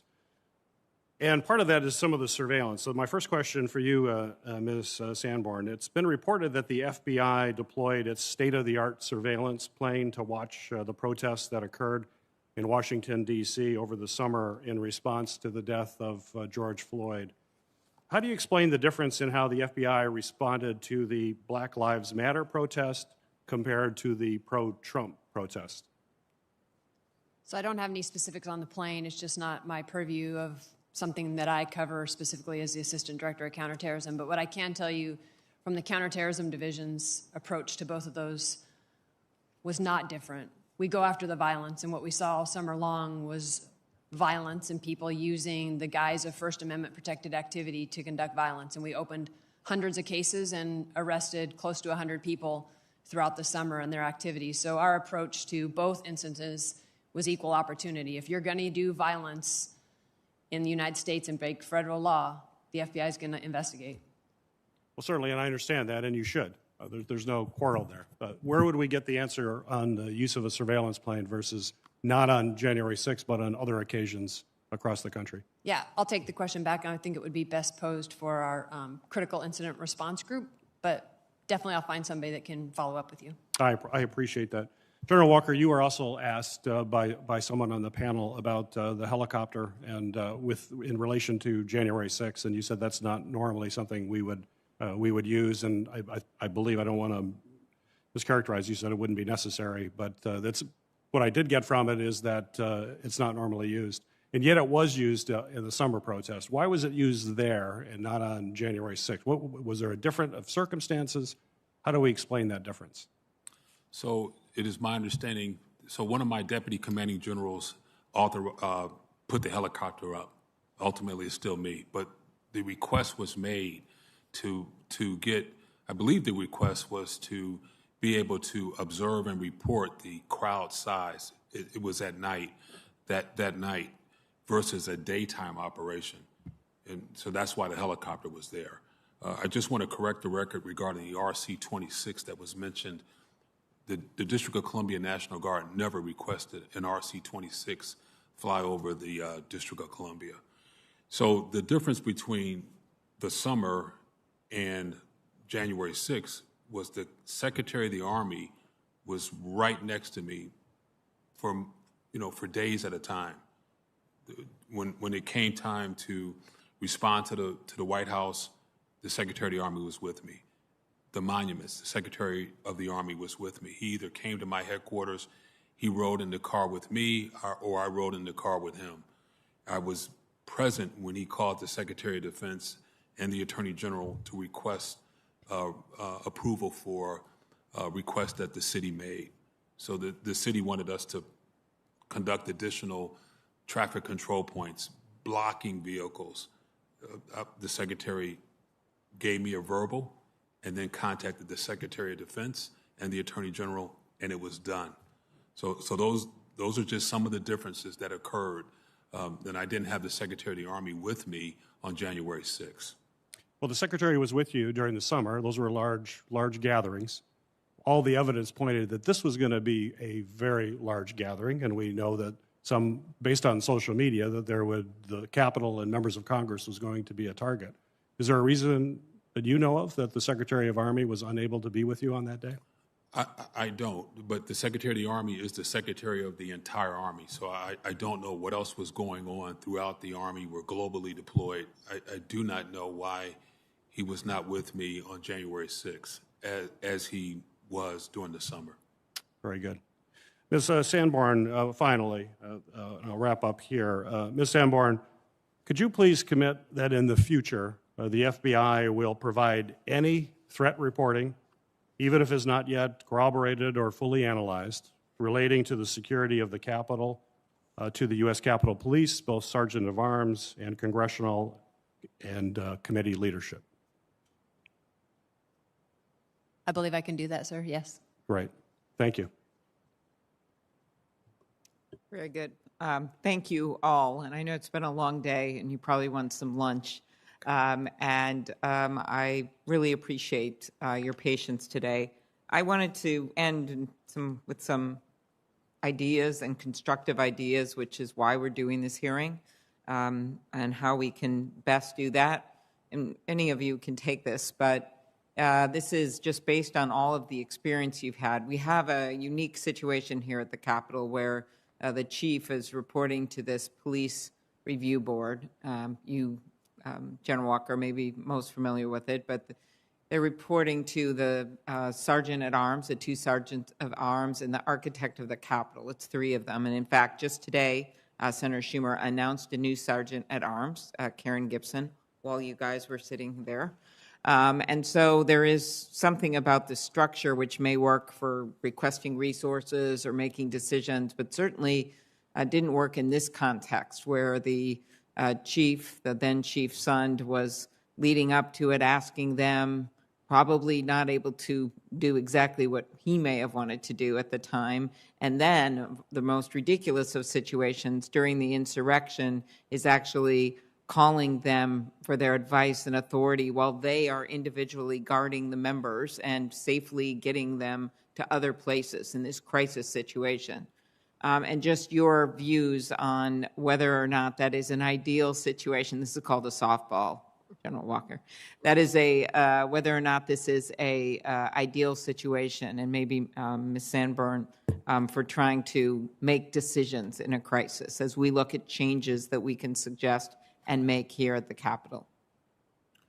So the Sergeant of Arms, both of them, were briefed by me personally in 2018 on what it takes to request District of Columbia National Guard support. Mm-hmm. I sat down with both Sergeant of Arms, myself and Brigadier General Dean and others in their office and explained the six-step process and left them with a PowerPoint presentation.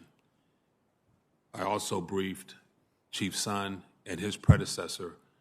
I had them come to the Armory and explain in detail what it takes if you ever need District of Columbia National Guard support. What I think might be helpful in the future is that is practice, that you come up with an event, will we need District of Columbia National Guard support? You pick a day and say, and then we exercise it. Mm-hmm. And then have the District of Columbia National Guard actually come out in an exercise. Here's where we would go. Here's how we would support the United States Capitol Police. Mm-hmm. But both sergeants of arms understood what it takes to request District of Columbia National Guard support. Mm-hmm. Mr. Salas, do you want to add anything to that? Thank you, Senator. Yes, I do. I work on a regular basis with the Capitol Police Board. I just met with the new team on Monday, in fact. The challenge, quite candidly, is in contingency operations and contingency events, there really needs to be one person in charge making decisions. Mm-hmm. To have four people that have to either agree or come together and have the same, I just don't think it's a very workable solution. I also deal with all the Capitol Police requests that come to the Defense Department. Normally, we get the request actually at the last minute most of the time, because it takes all four of them to sign the document to give us the request. For example, right now we have the National Guard on the Capitol today. It's supposed to end on the 12th. We're trying to figure out with the Capitol Police Board what's going to happen after the 12th. We need an answer in the Defense Department so that we understand. Exactly. So the Secretary can review and make a decision on how that support will either be continued or adjusted. Mm-hmm. Very good. I would agree with that. I just would like to add something else, Senator, Sure. if I could. I do think that all of us now, because of the unique environment that we're in, as we talked about extremism, I know we talked a lot about intelligence assessments and those types of things, and they're critical to this effort, really being able to predict. But I think we also need to anticipate, and when we see large crowds gathering in the National Capital Region, They're all permitted by the Park Police, so we know when they're going to be here. We need to do a better job anticipating that kind of activity so that we think about the most likely and most dangerous scenarios that we face. With that, we need to plan together, we need to train together, we need to exercise together, and we need to have an integrated security plan here for the NCR. As I mentioned in my opening statement about the number of law enforcement organizations that we have here in the NCR and the different jurisdictional responsibilities, we need to bring them together so we know how that we're going to operate in these complex environments that we're facing right now. Mm-hmm. And then we need to understand the critical capabilities that each of us can bring to that. And we need to make sure that we have prearranged agreements to provide those capabilities in a timely fashion. Mm-hmm. The challenge is when you start from zero and you're faced with the challenges that we were faced on the 6th collectively, that's a very difficult position to start from. So exactly. I think if we work at some of those things, I think we can be much more effective. And the Department of Defense really looks forward to working with people on that. Yes, and I had a very good meeting with the head of the Joint Chiefs. He actually gave one of the highest civilian honors to one of our heroes here, and I was able to talk with him about this. And I think that this is a moment. I thought that that Ms. Sandberg said it best when she said she's always learned and improved, and it's hard to do that in an environment like this, and I know it's not easy. We ask these questions, especially when people think, well, yeah, okay, maybe we messed up this part of it, but how about those guys? But we know there's things that can be done better, and so I really appreciate that. I don't know if the two of you want to add anything to my question, and that'll be it for me. Nothing to add, ma'am. Okay. No, Ms. nothing. Moza? Okay, very good. Well, once again, I'd like to thank our witnesses for joining us here today. This was a very long hearing. I appreciate your perseverance and dealing with certainly a number of very tough questions, and we all appreciate your answers. There's no question from what I've been hearing over these last two hearings is that there was serious breakdowns in our intelligence gathering and security planning that resulted in significant violence right here on the Capitol grounds.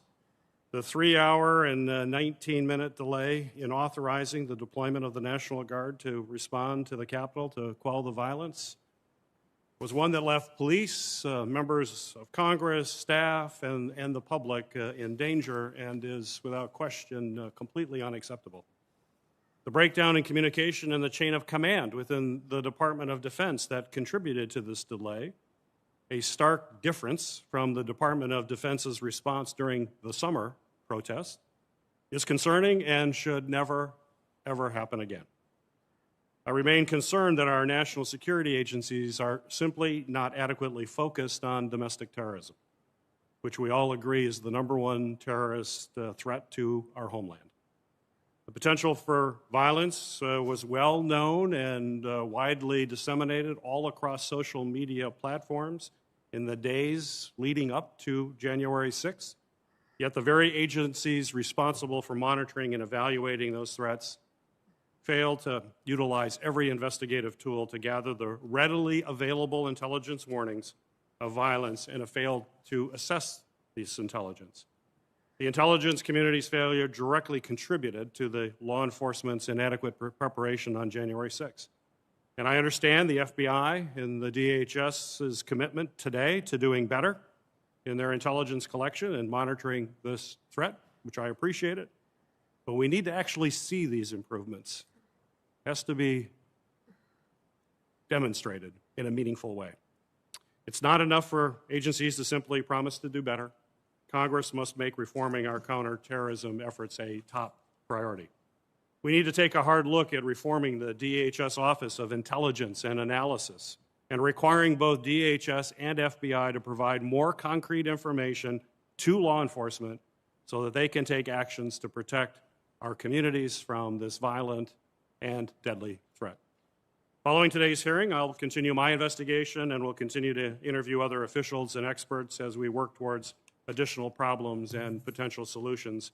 And I'm committed to working with my colleagues on both sides of the aisle, across multiple committees, to ensure that we're setting policy that will provide the foundation for our national security agencies and treat domestic violence threat with the seriousness witness that it certainly warrants and help protect Americans all across our country.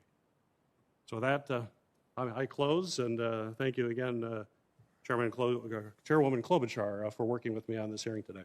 Well, thank you very much, Chairman Peters, and I also thank our ranking members Blunt and Portman. We have done every part of this hearing together and agreed on witnesses and agreed on how we were going to proceed. We felt that was very, very important. This is a political environment enough without politicizing this, and we have tried our best to be constructive. Now we've had 2 hearings, and we all know we've had some consensus on many things. We've had consensus from our witnesses that there is significant evidence that there was an element of this that was planned and coordinated involving white supremacists and violent extremists, people intent on doing damage, not only just to this building, as we were reminded as we stood on the inaugural stage with now President Biden with still spray paint at the bottom of the columns and still surrounded by what had just happened there only 2 weeks before. They were intent not just on destroying the physical building that we work in, but also our democracy that brought us to that moment. And as an aside, I really was proud of the work that Senator Blunt did in planning that inauguration, but also the work we did that night when at 4 in the morning, it was just the 2 of us and Vice President Pence walking with 2 young pages that had the mahogany box with the remaining ballots in it to go over to the House. People were doing their jobs, just as you do your jobs. And so, as I said earlier, I thought this was best summed up by Ms. Sandberg when she talked about their after actions. When they look at, as I know I did when I was a prosecutor, sometimes with law enforcement, sometimes about cases, sometimes about why a domestic violence case, domestic violence as in the home, got to the point that it did, and we would look back at decisions that had been made. Now, back then, we could do it in rooms just with ourselves, and that's a lot easier than this, and I'm sure you're doing that in your own agencies. But we have a public duty of oversight and a public duty to get this information out, and sometimes around this place, the only way we can get the change and maybe the resources that you need, Ms. Sandberg, that Director Ray was talking about, or the work that you were talking about, the man with the hardest name at this hearing, say less, that you were talking about to be able to bring people together that we need to for the planning ahead of time so we don't get to that moment of chaos, not only chaos at the Capitol, but chaos that, of course, General Walker encountered when he was trying to get a decision that day. And so a lot of this is stepping back, planning ahead. I personally think that it's been very difficult during the pandemic for people to meet like they used to meet when they were planning ahead. And thankfully, with the recent announcements we've had, we hope to be through that so people can once again be meeting face-to-face and across jurisdictions. I think that would make a difference. As we look at the changes, which Chairman Peter so well laid out, I think additional ones, again, which I keep harping on, is that the Capitol, the police board. I just think, having been in law enforcement myself, this is just a recipe for disaster to have crisis decisions made by a group of people on the scene or even leading up to it. I also think we know that, as we learned after 9/11, as was pointed out by some of our senators, that you can learn from horrible, horrific events and then do better with sharing intelligence, that maybe old ways that people were getting used to with sending emails or maybe speaking up at a meeting, maybe the right people weren't in that room, or perhaps they're not looking at all the information because they're overloaded, and you have to find a way to triage it so they actually realize something's important. I personally think with everything that went on in the last year, there was some underestimation of the potential violence of these particular groups, which we now know all too well.